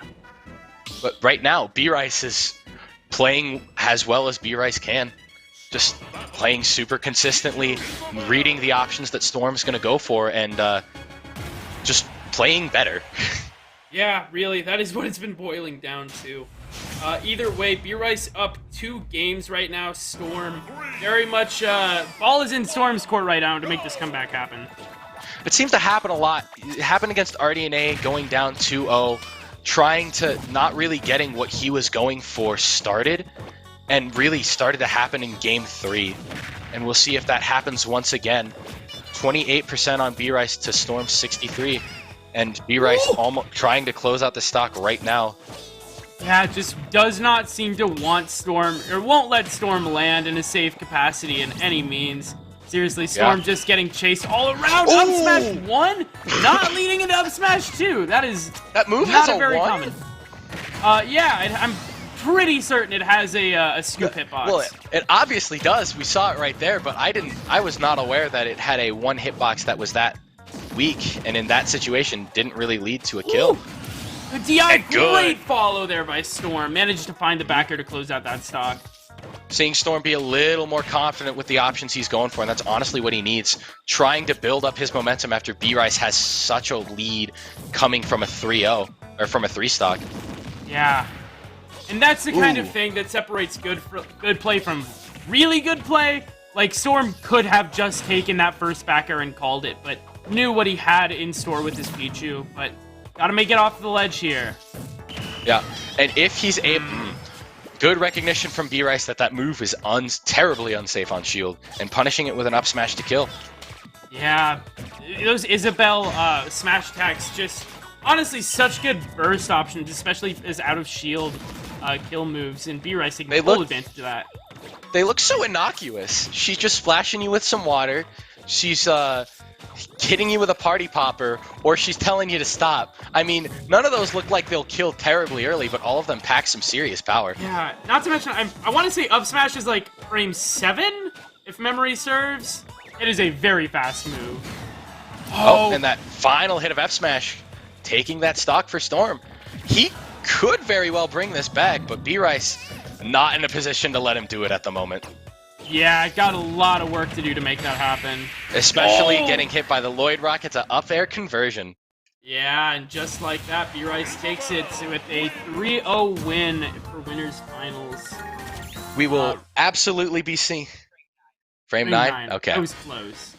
We will absolutely be seeing Storm back in Losers Finals, vying for his spot back at Brands to get another chance at B-Rice. But now we get to see who meets him there. Yeah. Out of the 4 players and losers left. I think I'm gonna go ahead. It looks like all of our players in losers bracket are still playing. They should be done here soon. I'm gonna call an audible here. Is there, Andrew? Would you be able to toss it over to a break? Just throw it over to the be right back screen. That's fair. Yeah, we'll take a little break here. We will be right back here as soon as these matches are done. You can honestly just leave it on this camera so we can watch it as it progresses. But otherwise, folks, we'll be right back, so don't go anywhere. Yep.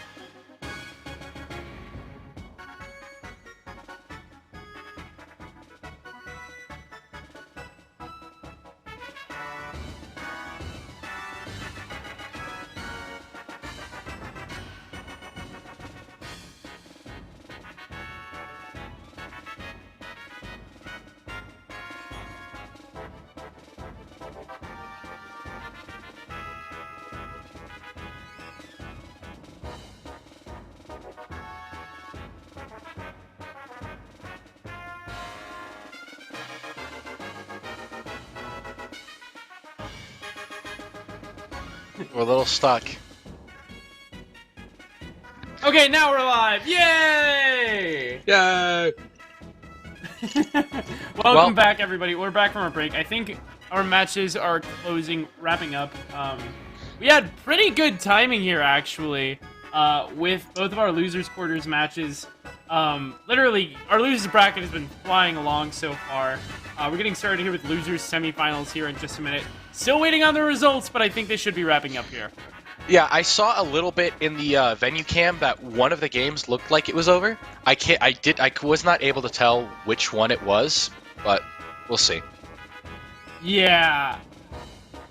I guess it's just a matter of, like, waiting on Dan to actually input the scores and stuff. A little bit. Yeah, but either way, I'm excited.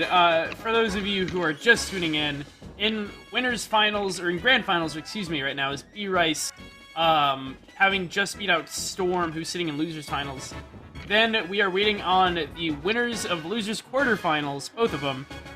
In one match, we have the warm-up versus Captain Remix, and then the other match is RDNA and Archistor.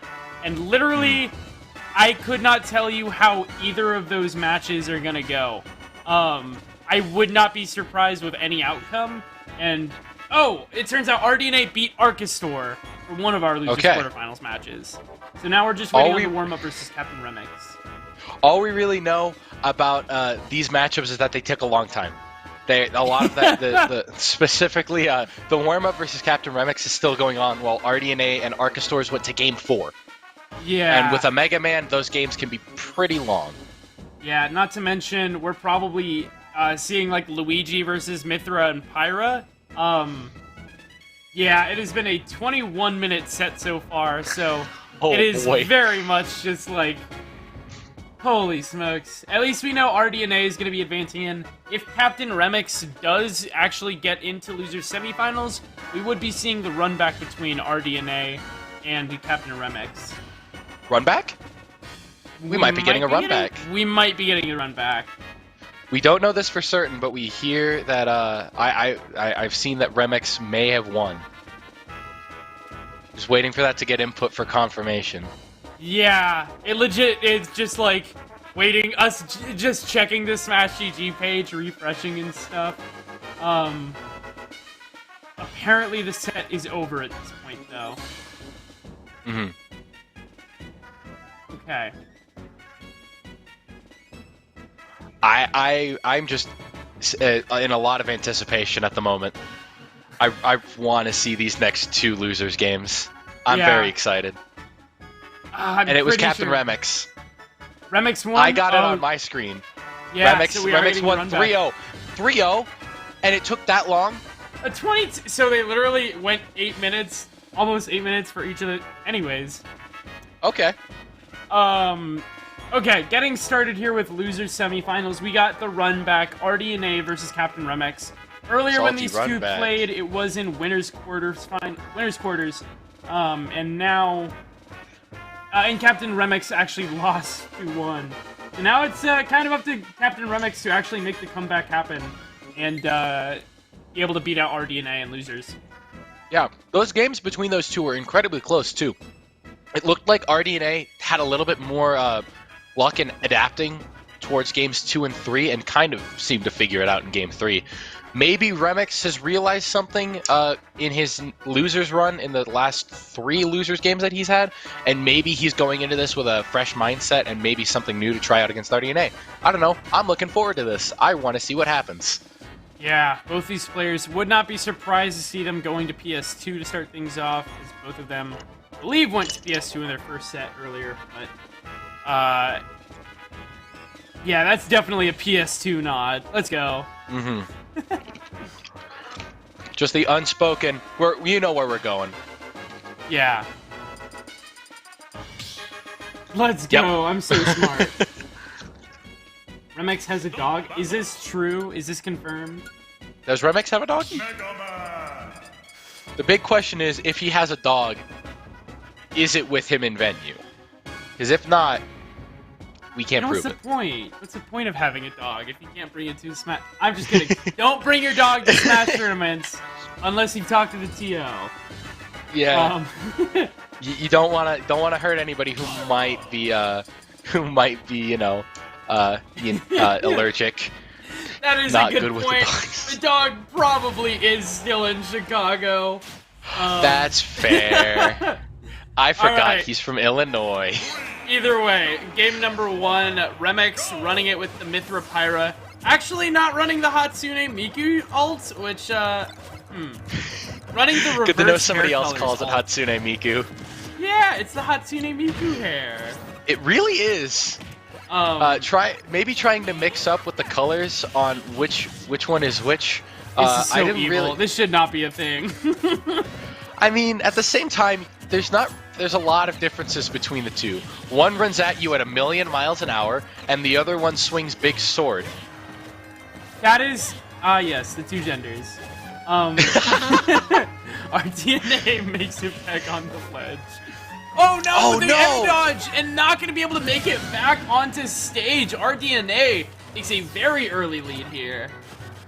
Not a good start coming out for Ramex. Hopefully he'll be able to get back into the swing of his gameplay and come back with the gameplay that we were starting to see in like the early games against him versus RDNA. Yeah, 74%, and honestly, RDNA just already feels so similar to how he was playing in their losers quarters match. Just so cool and calculated, not letting Remix in at all. Yeah. RDNA just knowing when to use the leaf shield to have it work, and that leaf shield, like always, is carrying for Mega Man. Gorgeous F smash there. Up air is gonna close out RDNA stock, but just such a good call out. Remix just getting deleted off stage there. Very good punish on that recovery option. That's probably where you'll get most of the punishes on Pyra Mithra is their recovery, and RDNA using that to its fullest extent right there. Yeah, just kind of recognizing, like, yeah, their recovery is actually pretty bad. Very, very punishable, super linear. Really good edge guard there by RDNA.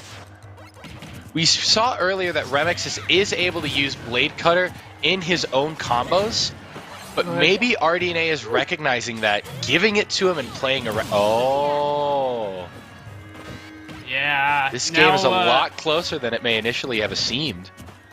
Just a good amount of pressure. RDNA not able to make it back on the ledge, but starting to do a good job building up this damage so far, what with Pellet's Leaf Shield and that neutral special. Yeah, but with Remix having an early SD, this is very impressive from him, making this very close right now. Yeah, love that super insanely aggressive down air. RDNA with such a strong call out, but Remix not going to fall for it twice. It's a bit of a combo here, and here's a ledge trapping opportunity. RDNA with a very good high recovery to get over the blazing end. Throwing that out a lot right now is Remix, and it's not doing too well for him at the moment. RDNA is just kind of dancing around it very well, getting his own F smash to start putting Remix into much. Yeah, a little bit. Remix is struggling a little bit to get back consistently and safely, and committing a little bit too much with the switch over to Pyra. Not able to make it back after that.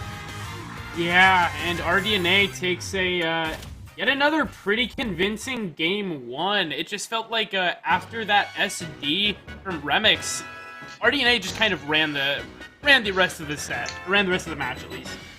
It was pretty impressive for him to bring it back, for Remix to bring that game back as close as he did, though. I think we absolutely, without that SD, we see a different game, but with his momentum in that mid stage of the game, he's got a really good chance at bringing a lot of these games back, and maybe even winning this and taking himself into the losers finals. Yeah. Okay, we're gonna be seeing the regular default skin. Yeah. Maybe some more confusion, but it is. Maybe looking for some more confusion for the last game. I don't know how well that will end up working, but Battlefield looking to maybe extend Mithra's combos a little bit more with those platforms. Don't know how well that works in practice. I think another big thing is probably just going to be literally like having a place to land for Mega Man combos. You seriously, like, you get a lot more options to move around and approach when you have that top platform. Yep.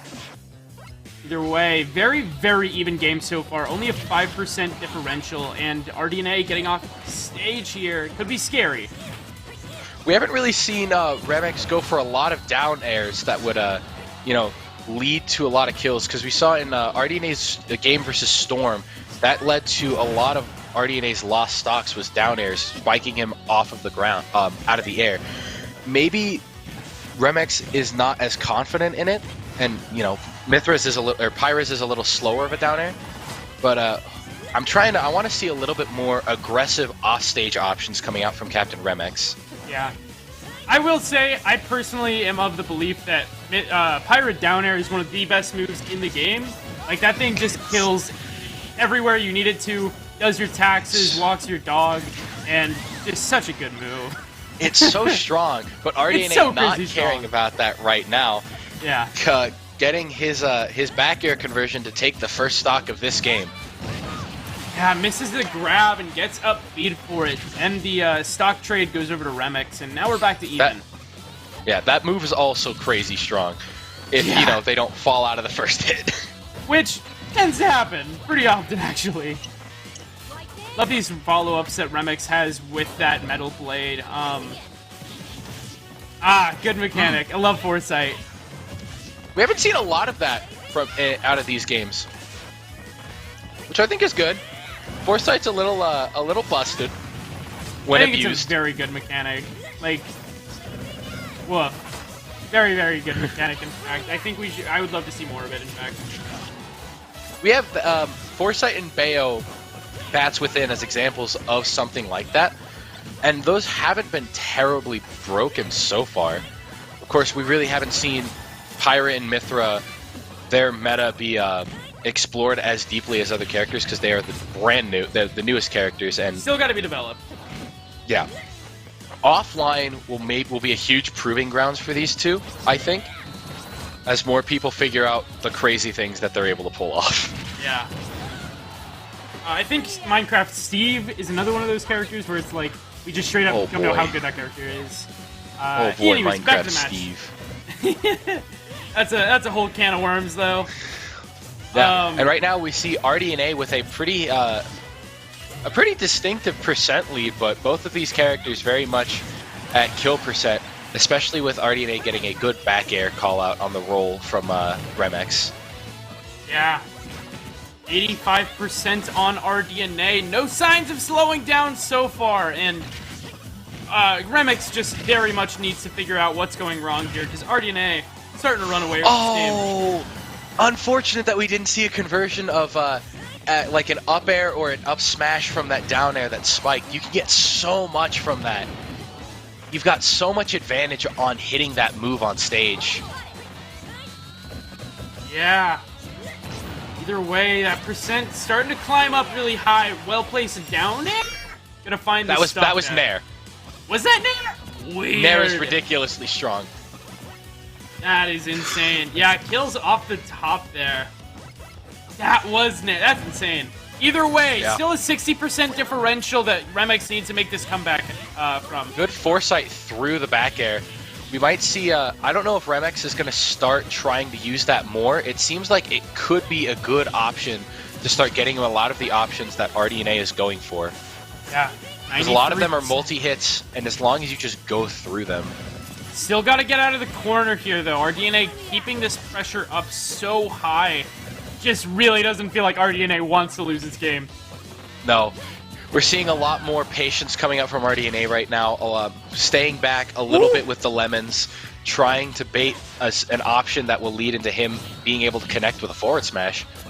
Yeah, forward air just missed space. These up airs, good DI, still alive. I'd love to swap to Pyra, but just not able to find the stock. F smash from RDNA. Yeah. That'll close out game 2. I really loved that aggressive Pyra switch. I wish it could have converted into like an up air to create a little bit more pressure, but not finding that connection, and RDNA able to convert an F smash out of a jump. Yeah, and just finds the game because of it. Now, Captain Remix, one game away from being 3-0'd in losers semifinals. This is looking very, very good for RDNA right now. Yeah, RDNA seems to have figured out a game plan that he has for this matchup, and it's kind of been going since Game 2 in their winter semis in their quarterfinal set that they had. It looks like RDNA really hasn't dropped a step from that point and is pretty convincingly winning. Yeah. Let's see. Thinking very heavily about this next stage. Yeah, curious to see what the counter pick is going to be, and even if we're going to be seeing more of the Mithra Pyra, it seems like they're running it back to Battlefield, though. Here we go. You seen the Ice Climbers? Just thinking about it again, just like last time. Wonder if he'll actually go for it this time. I don't know if this is a better matchup. I don't know how much his Ice Climbers can deal with, you know, Mega Man and everything that Mega Man throws out, but we'll see what Remex decides to do. I have confidence that he will do whatever it takes for him to have the best chance of winning. Yeah. So far, the Mithra Pyra has just been getting shut out again and again. RDNA just so comfortable in that matchup. Oh, we're seeing the lock-in! Remix is bringing out the... unless... Okay, he said, psych, run it back. He said, what if I played Ice Climbers? He said, just a tease for the fans out there. 2, 1, go! Alright. Running it back onto... Actually, this is the first time we're seeing small battlefield in this set. I think. Yeah.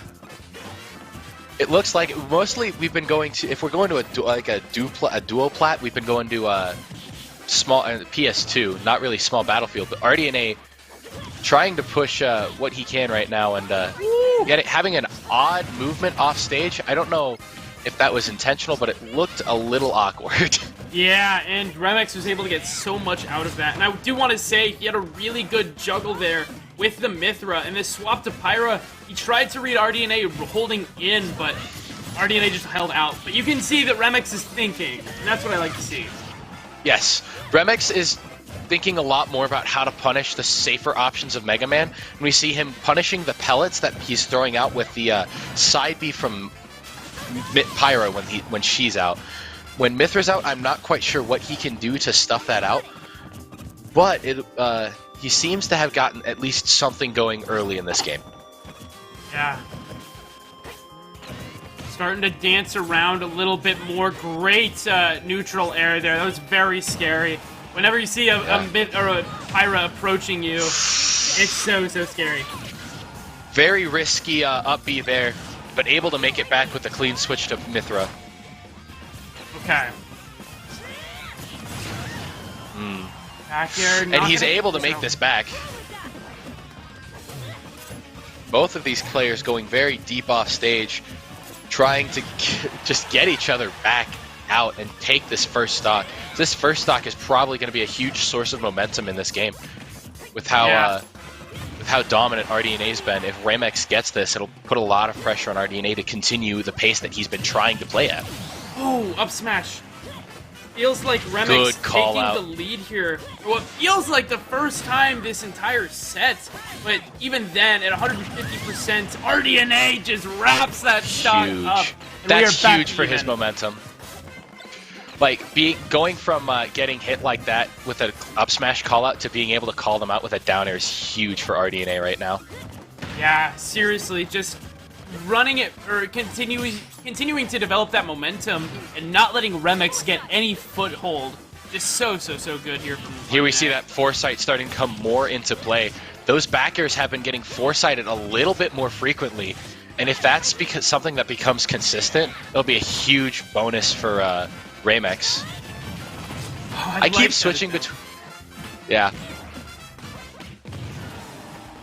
We're seeing a lot more creative use of the blazing end of Pyra, which is putting in a lot of work for Remex at the moment. Yeah. Catching him all the way off the stage. Maybe not leading to a kill, but absolutely tacking on the percent and tacking on the disadvantage state. Let's see. Pressure but RDNA...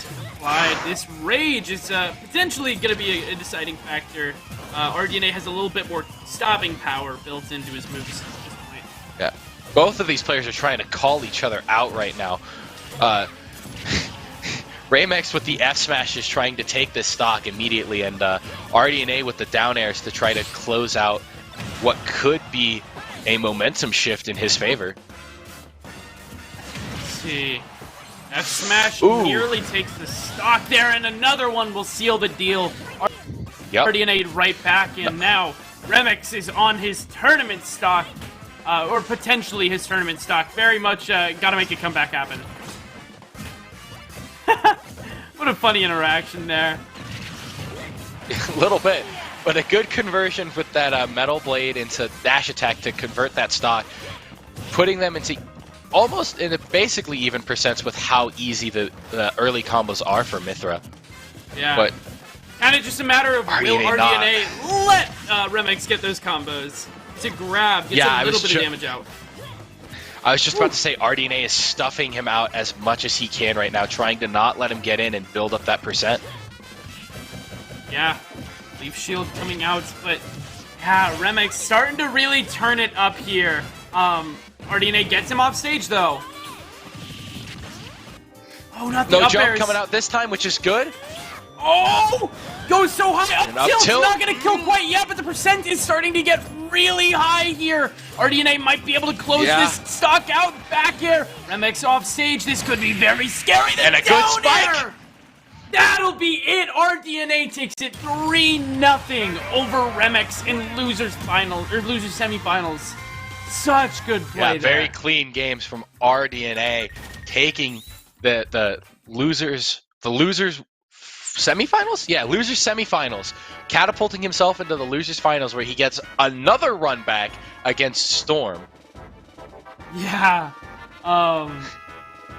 Huge shoutouts to RDNA. Let's go Arizona. Love to see it. Defending Showing up against big time in this tournament. Yeah. Defending against the Chicagan. I do want to say huge thank you to Captain Remix for showing up tonight. Really, really well played. Gonna be taking home 4th place. Would have loved to see more, but yeah, RDNA just gets the double elim, so that'll be all she wrote. Yeah, very, honestly, even from Captain Remix, very good gameplay from him.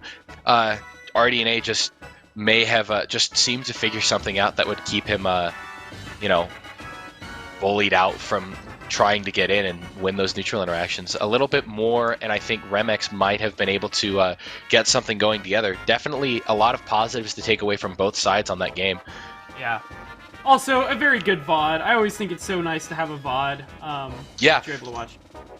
VODs Either way, are super useful. yeah, we're going to have our losers finals. You know, like you said earlier, it's going to be RDNA versus Storm. Earlier, this was a Game 5 set, and Storm got the reverse 3-0, so we are seeing the run back here. Yeah, it'll be this will be a pretty fun match. RDNA is definitely looking to maybe get 2 run backs in his favor. I know he beat Ramex last time as well, but looking to get this one back on Storm in this same tournament. Yeah. Either way, starting on PS2 because it's a good stage. No. Where else would you start? Where else would you start? Well, I guess there are like 5 other starts. Not 5. A couple other starts. Either way. Oh, good back Some airs. good RDNA's drag down dead. back airs. He took that stock so early. Yeah, only 38% Storm. Feels like he's still just as warm as he was in that winner's semis match that we saw earlier. Yeah, I feel like I don't blame RDNA for air dodging there. If the back hit of or the last hit of back air came out, he absolutely would have had to tech. But good on Storm for dragging it down hard enough to get RDNA to fall out before that last hit came out. Yeah.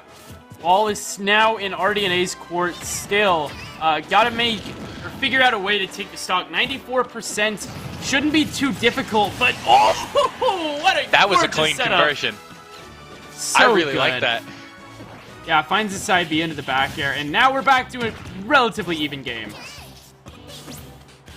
Not getting the down air this time around, but RDNA keeping Storm pressured on that ledge, trying to keep stage control at the moment and try to keep Storm pressured as far away from him as he can. He's building this percent lead back up into his favor now, and the stock lead as well.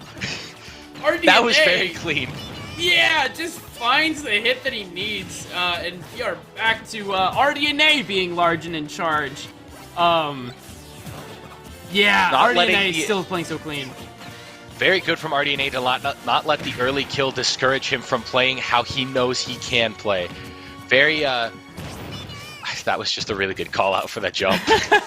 Really was. Right now, RDNA just kind of feels like he's all over Storm. Good job not double jumping out of those up airs. Yeah.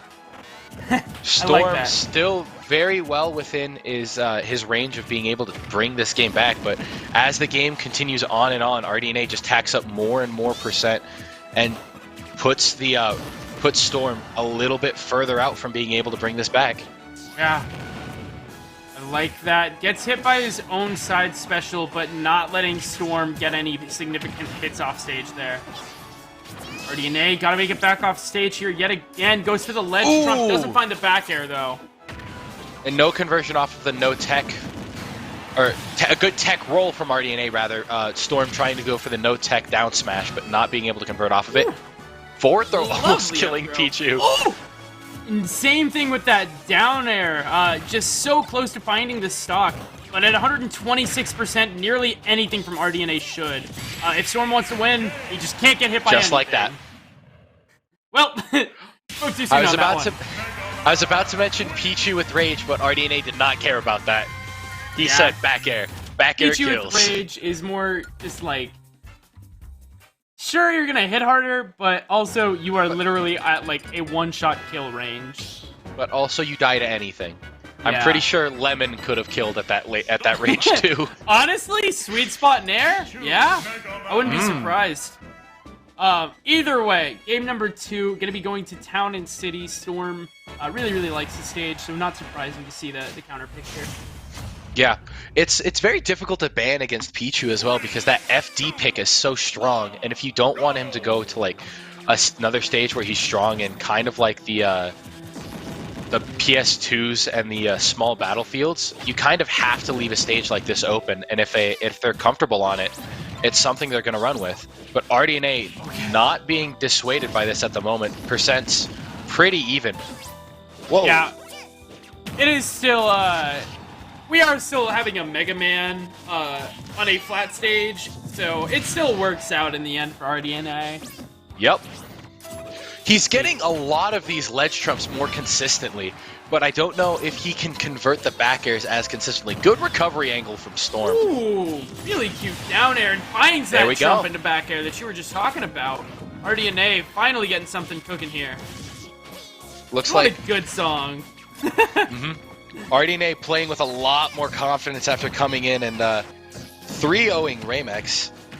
Seems like he's ready to absolutely try to run away with this.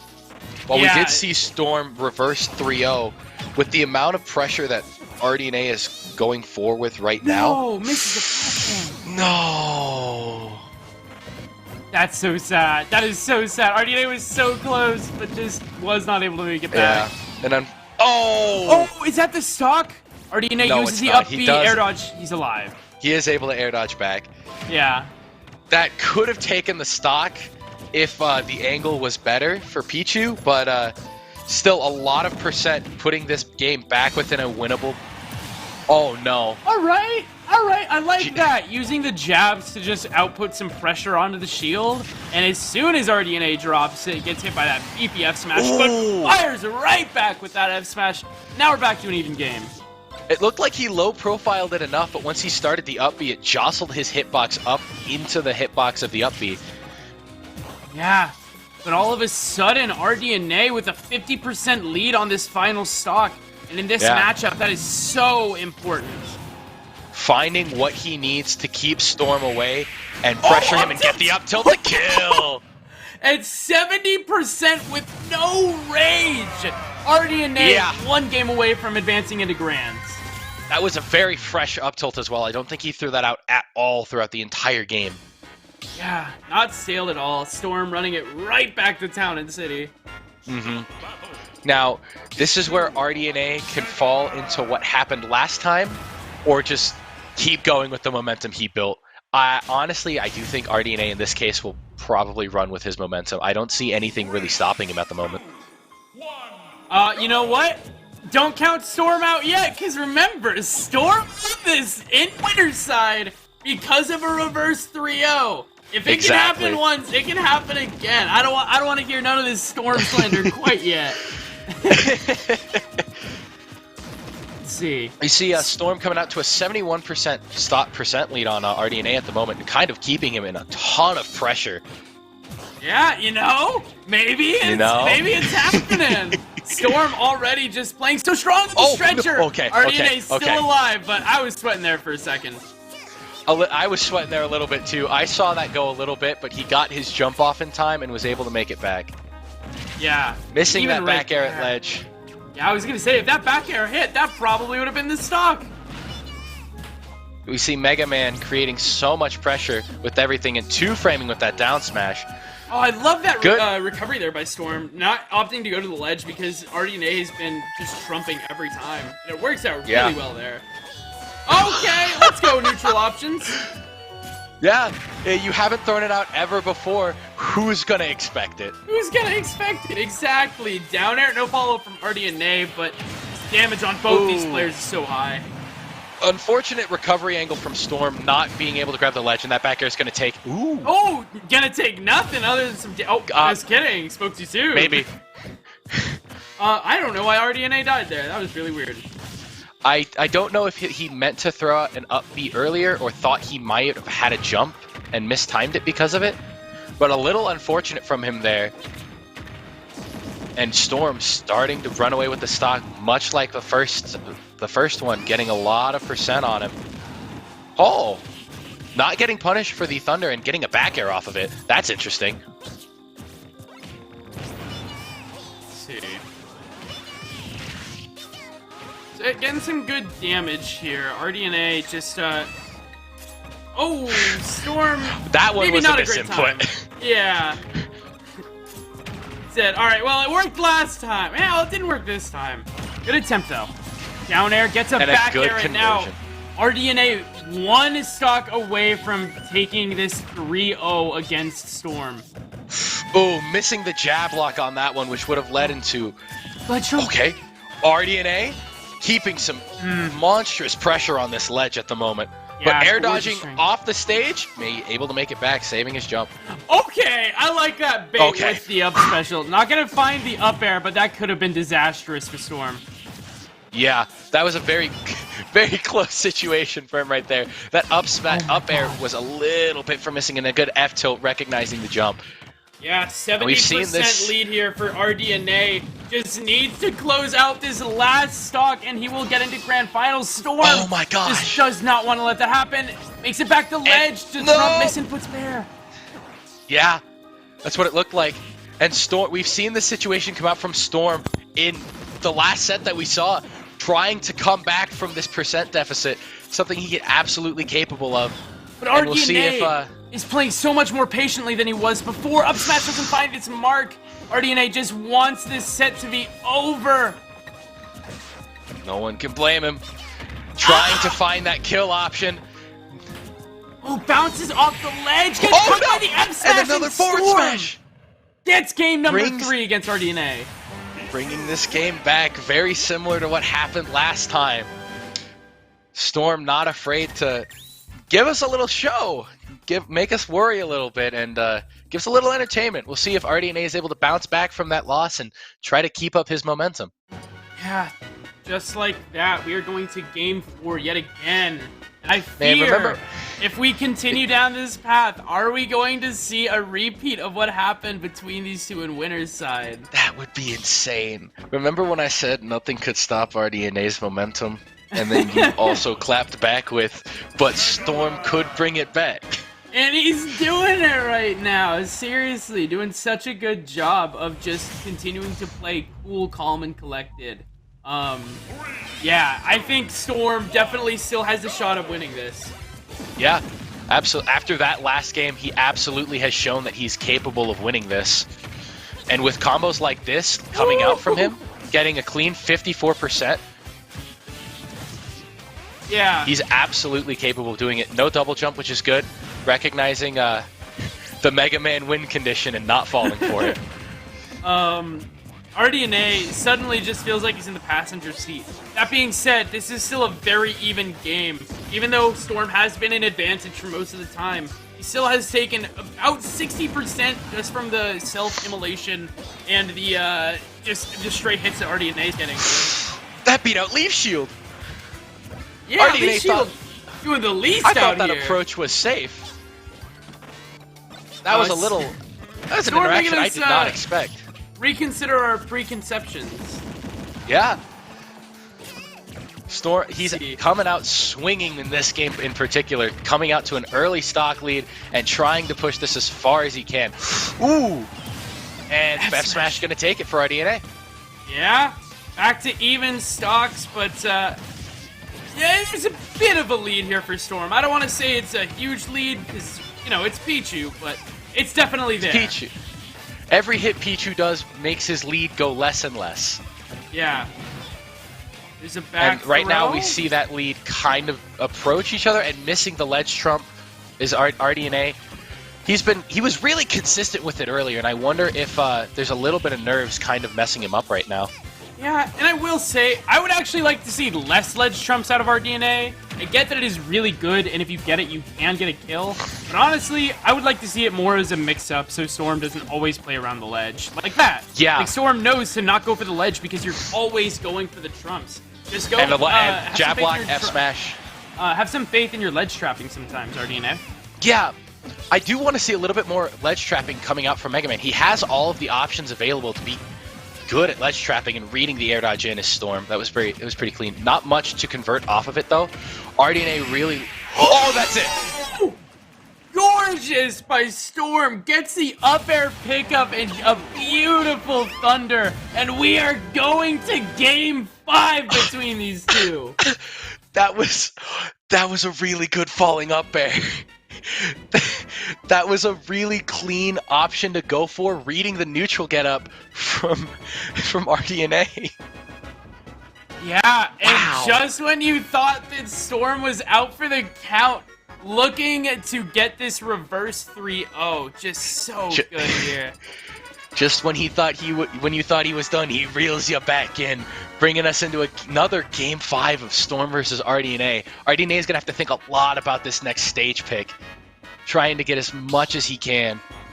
Running it to Yoshi's. You know, he did have get so much mileage out of Yoshi's earlier, and now that he's staring down the barrel of a gun, you just gotta see if he can use that momentum that he had from his first 2 games, or whether or not Storm can catch lightning in a bottle twice. Yeah, that's really the case here.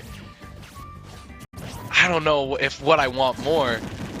RDNA to make this comeback again, or to make the comeback and get the run back, or for Storm to do a reverse 3-0 twice. Yeah. We'll have Both to of see you- how it plays out. So far, RDNA taking an early percent deficit, but doing a good job keeping Storm off stage. And there's a re-grab try again, but not coming to fruition for RDNA. Yeah. RDNA, please stop ledge trumping every time. It's not gonna work the way you think it will. Just literally sit back, wait for Storm to commit to an option, punish with back air, punish with forward air, shoot, punish with down smash even. Yeah. But don't trump every single time. Because he's been trumping a lot, Storm's going to be falling into recovering to mid-stage a lot. And with Pichu's, you can... Ooh! Really good snipe. Yeah.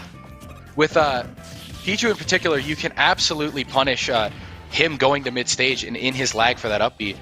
That's something he could go for a lot more instead of just consistently going for the ledge regrab. Back air. Good back air conversion. Yeah, you know, the way I see it, Smash Bros. In every fighting game is just all these miniature games of rock, paper, scissors. And if you're getting into these situations where you just keep on throwing out the same option over and over, your opponent's gonna learn how to outplay it and how to play around it. Oh, but Ooh. not if you double jump out of up air like that. Come on, Storm. Very lucky for Storm to not get fully caught up in that up air. Yeah. For all those watching at home, never double jump out of Mega Man up air because it is a death sentence. It's death.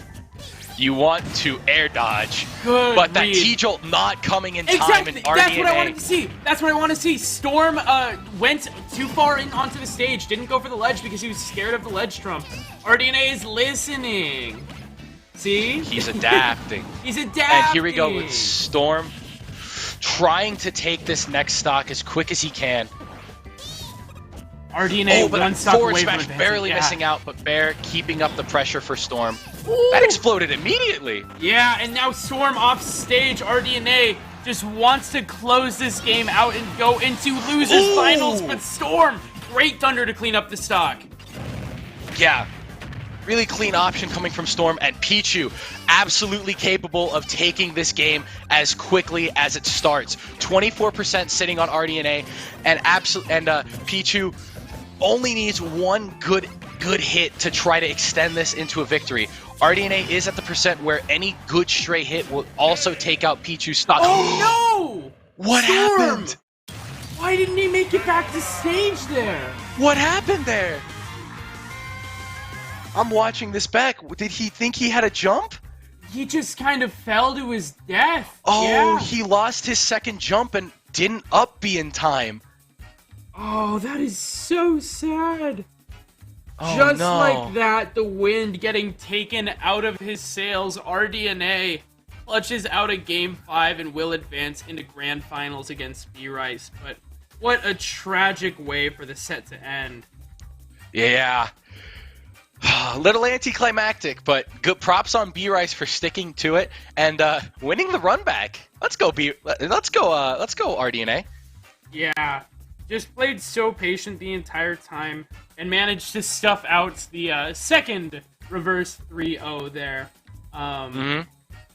Yeah, but either way, we are going to be getting RDNA, who's been making a crazy run tonight, double eliminating Captain Remex, beating out players like Storm, double eliminating Storm at this point too. I wouldn't say not a double elimination, but coming back and winning the run you're back right. That after was not a getting double kicked into elimination. losers by Storm. Yeah, did not win. Yeah, but just been able to learn and adapt this entire tournament, and going to be looking to adapt against B-Rice. But either way, I'm really excited for Grand Finals to get started. Do you know if these two have ever played each other? They probably have. Not in a while. I don't think they have since B-Rice has started coming back to tournaments. Okay. Which was pretty recent, as far as I know. This will be interesting too. I wonder. I'm gonna be looking to see what B-Rice gets and how B-Rice gets around everything Mega Man does, because Isabel also has projectiles to challenge what Mega Man does, and a lot of trap-based things to try to maybe trick Mega Man into falling into them. Yeah, absolutely. Yeah, RDNA didn't get the chance to play against B-Rice earlier, so now he does. Either way, both of our players are going to be sitting down here in just a sec, so we should be getting our game number 1 of Grand Finals. The first set started here. Of course. Real quick, I do want to give a huge thank you again to Pure Esports. Thank you for giving us this gorgeous menu. Super, super nice to actually have, like, a place that we can safely put on tournaments. Really, really cool. Shoutouts to Dan. And if you haven't already, definitely go support them in their business. They have great PCs, great chairs, great everything. And if nothing else, great internet. Like, seriously, if you have bad internet like I do, it's a good place to go to just to play some games. Either way, game number 1 of Grand Finals getting started here. B-Rice going up against RDNA. Starting it out on PS2. The consistent starter. B-Rice honestly going to be looking to break the zone of Mega Man and doing a very good job of it, and that's Mega Man's stock. That is it. I look away for just a second, and B-Rice has already taken the stock. Oh, man. That was incredibly fast. Holy smokes, he's B-Rice is still coming going. out explosive. Yeah, finally, just now lets it drop. But even then, Stage Spike Gets the neutral special from RDNA that he picked up, and now just continuing this pressure. So much is happening for B-Rice right now. He knows exactly what he wants and is getting it. B-Rice hitting RDNA with the Canes combo right now. Called the Canes combo because B-Rice just wants to go home and get some canes. I know that feel. Trying to tell RDNA to stop with his up smash and just stop. Just wrap it up. That was... The pacing has slowed down a little bit, but wow, that first stock was so explosive. Yeah, and B-Rice still just keeping the pressure up, 163%. And he hit, jab down smash. Yep. Nice little water bucket coming in with that drip. But RDNA has had some pretty good mentality throughout this entire tournament, not letting any significant losses get him down, trying to bring himself back into a game, and locking B-Rice in place with that down air, allowing him to get that up tilt to take that first stock. Yeah, keeps the pressure up with jab. B-Rice just not letting any moments be wasted. Every single time he pushes a button, it has a purpose. And that is one thing that I just appreciate in B-Rice's gameplay so much. Being able to just work around everything RDNA is throwing out. Knowing... Jump it in there. So clean. Yeah. Let's see. All right, 130% on RDNA. Still got to make the comeback happen, but B-Rice looking to not let the comeback happen. Oh, and that's an F smash on deck. Yeah! Any moment, just F smash B-Rice is so cool! Holy smokes. With such a convincing two-stock win to wrap up the first game of Grand Finals. B-Rice sitting pretty in winner's side right now. B-Rice... It's a little funny, though. Alright, let me turn my gain down a little bit in that case. Thank you for the heads up. B-Rice did not want that game to go on long at all. He came in swinging and left with Mega Man stocks in his pocket. Yeah, and looking to get the run back as well. We are on Pokemon Stadium 2 yet again.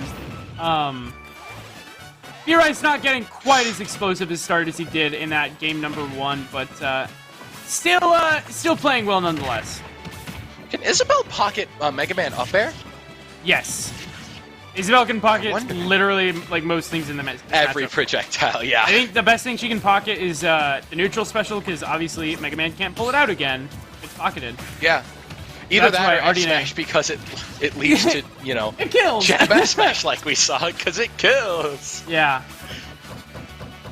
But setting up a little bit more with that Lloyd Rocket trying to pressure RDNA, but... Gets the back throw RDNA off stage and gets the Nair. Just continuing with this pressure off stage. I thought B-Rice wasn't going to be able to make it back from that deep for a sec, but it's Isabelle's recovery. It's Isabelle, yeah. Tries with that F tilt. RDNA's doing a good job of anytime B-Rice misses a punish like that F tilt, RDNA does manage to get a hit in there. There was a moment earlier where he managed to get a back air out of a bunch of jabs. He just snuck it in. He's starting to play a little bit better, learning how this matchup works. Yeah, RDNA seems to have very much so improved from the last game, bringing this to a lot better of a game 1, not getting 3-stocked, and kind of bringing the momentum towards himself in a lot of ways. But B-Rice able to take that first stock with that forward air. B-Rice definitely still in the lead, but now instead of it being a full stock lead, it's only this one stock. Good tech coming up from B-Rice. Yeah. But in the end, RDNA's back air is on points, managed to take B-Rice's first stock there. Evens out the game. B-Rice calling out almost everything that RDNA is trying to do, from jumps to dashbacks to just trying to get back to ledge. B-Rice seems to be covering almost everything, and RDNA is trying to sneak as much as he can through that pressure. Leaf Shield not finding its mark. I love that run-up down smash. B-Rice, again, just not letting up.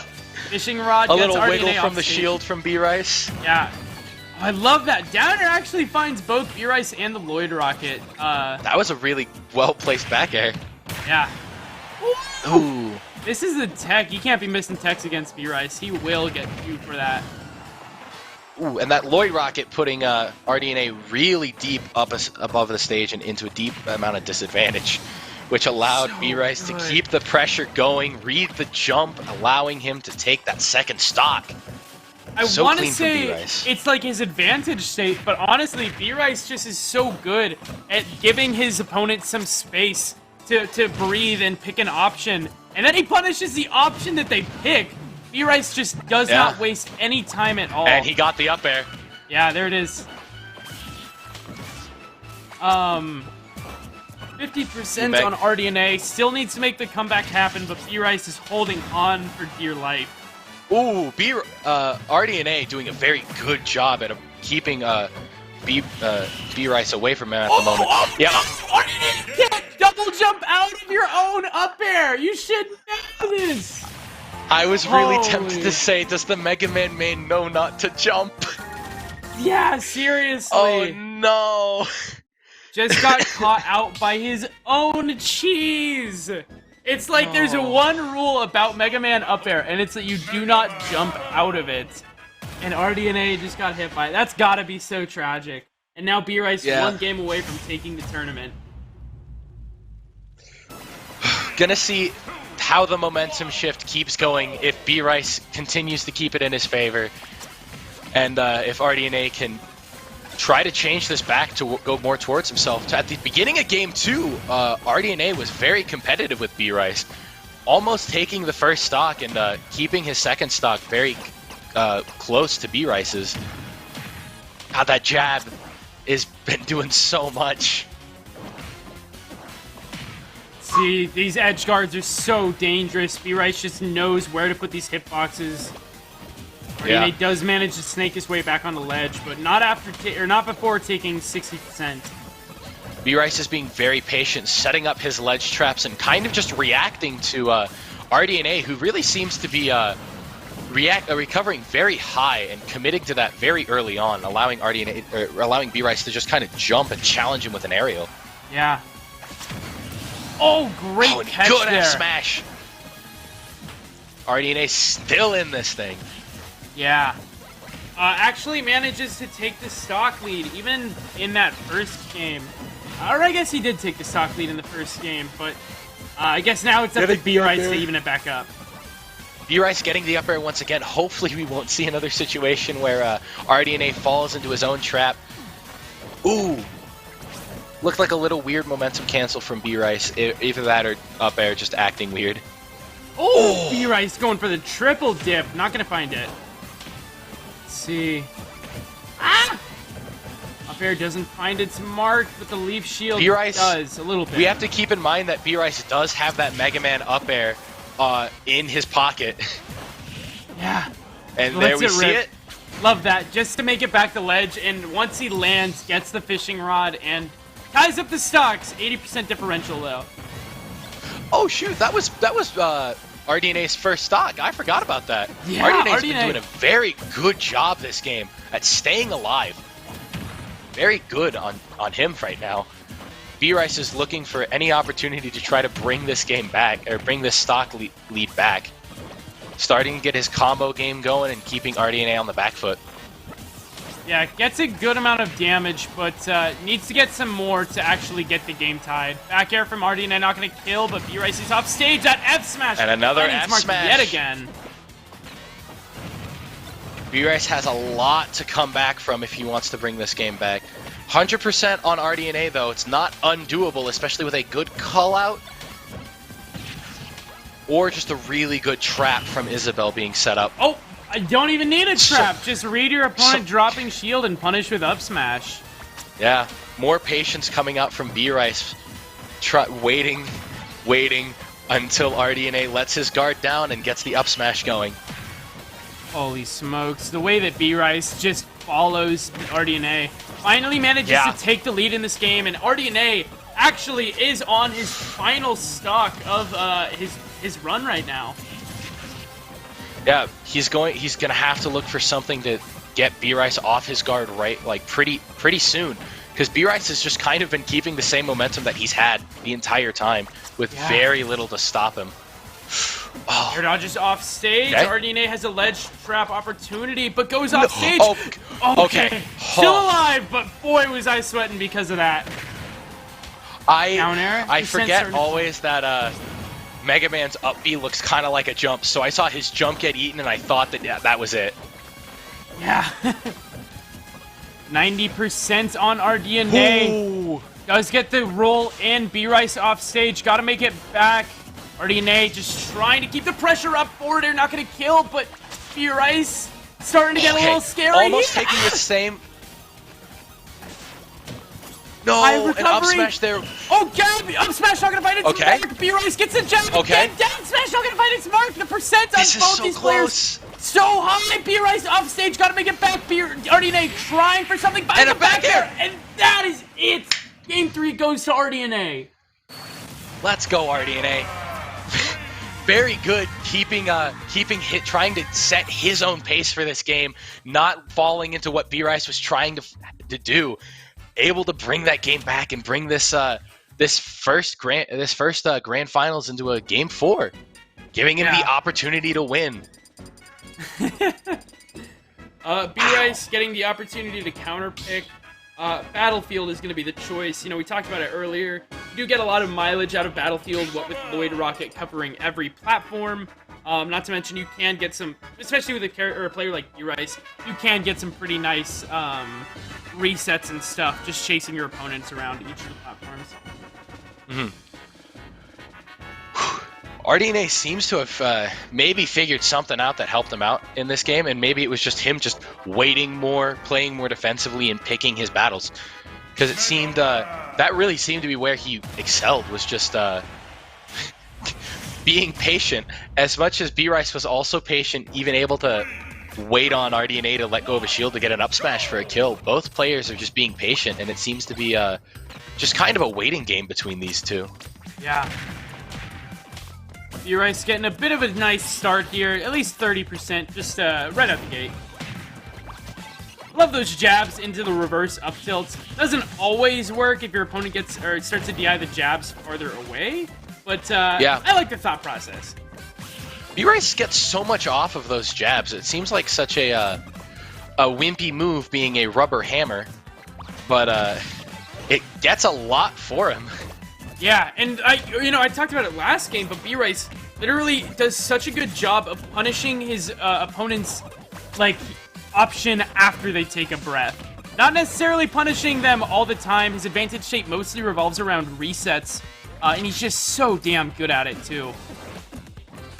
Ooh, that was a good attempt from RDNA to eat that second Isabel balloon, but it was missed out a little bit on that back air, and a good recovery from B-Rice to compensate. Yeah. Here we go, RDNA keeping really his stock solid lead. percent lead. 115% down to 81. RDNA's looking very clean right now. Good recognition from him to know that the Lloyd Rocket was waiting for him right there. Good tech from B-Rice. Yeah, it doesn't quite get the stock because of that nair, but just keeping the pressure up at all points of this match. Yep, that fishing pole covers so much at that situation. Such a dangerous tool that Isabel has. Oh no! Another F smash. RDNA has been catching B-Rice on that a lot in these games. It's just catching him sleeping, lacking on that recovery, not respecting that the F smash is there, and it will very easily kill him there. 2 up smashes to try to get RDNA picking an option. But RDNA just kind of waited it out. Yeah, absolutely. And sometimes, you know what? You can just wait it out. But B-Rice starting to, again, cook with gas. All right, let's go. And down smash? Okay. Oh, no. Let's go. This is so Isabel's wobbling him. No. I'm being wobbled in stop. my favorite game. What do I do? Well, evidently hold shield. Guys, I'm getting wobbled in my favorite game. No. Yeah, a really solid That was so much percent. B-Rice so close to closing out the second stock and really just wants to close out both these stocks. Finds So close to finding this one with the Nair. That'll be it. But Now- a very good, very well-placed Nair coming out from B-Rice. Absolutely. Just so close to closing out Grand Finals. Our DNA goes a little far off stage. Still alive, though. Oh, tries to get the read on RDNA air dodging in, but just does not quite pan out. RDNA is going to have to look for kind of the same things he was getting at the end of last game. Picking and choosing where he chooses to engage, a lot of times trying to go back to that ledge to just get B-Rice dead right at this situation. Yeah, 128% B-Rice. Trying to mix up RDNA a little bit. Opts actually go back to the right side of the stage. Here's a jab. Gets the up tilt, looking for more damage here. Just anything he can before that stock finally gets taken. Good back And a good air. back air.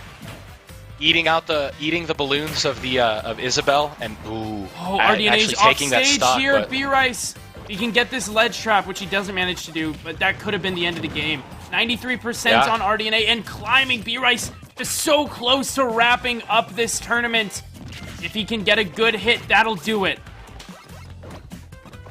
B-Rice is looking for his opportunity to get in, and RDNA is trying his best to not let that happen, throwing out the leaf shield, trying to approach with safe options to just not die. And the Metal Blades trading from both opponents. Getting the up air is B-Rice. Throws the up air out. RDNA off stage, gets caught by the back air, and not dead And he's not dead yet. B-Rice looking to change that fact. Lloyd Rocket planted at neutral get-up length. Not going to find its target. 134% on RDNA. Fishing Rod would kill. Strong hit of forward air would kill. Nearly anything would, but B-Rice needs to make it happen.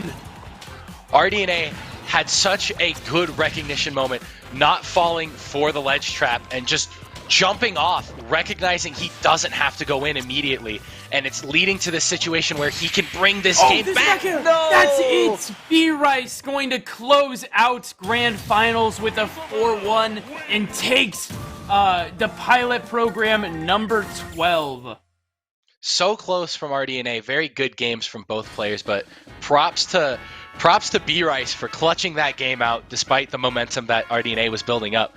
Good recognition from him to just stay calm, play patient, and take the win. Yeah, really well played to everybody who came out. Huge shout outs to B-Rice, RDNA, Storm, Captain Remex. Just everybody playing so well tonight, but B-Rice coming out on top, of course. But otherwise, I want to give another huge thank you to Pure Esports in Gilbert, Arizona for giving us this gorgeous venue and able to allow us to put this event on in a safe fashion. Otherwise, yeah, do you have any other closing thoughts before we wrap this up, Anarcho? Not really. This was just I do like that this was a little more uncapped than 24, and we had a lot of strong players coming in today, a lot of exciting games, and good players. Just really, I'm really enjoying to see the Smash Arizona scene come back around and really support each other in this effort to get offline events back up and going. Yeah, absolutely. Otherwise, yeah, thank you to SAK Gaming. Shoutouts to Andrew behind the scenes, the Zivas, for actually running productions. Otherwise, that'll do it for us tonight, folks. My name is Potato, joined by Anarcho. We wish you all a very good rest of your night, and hope to see you next time. Yep. See you guys.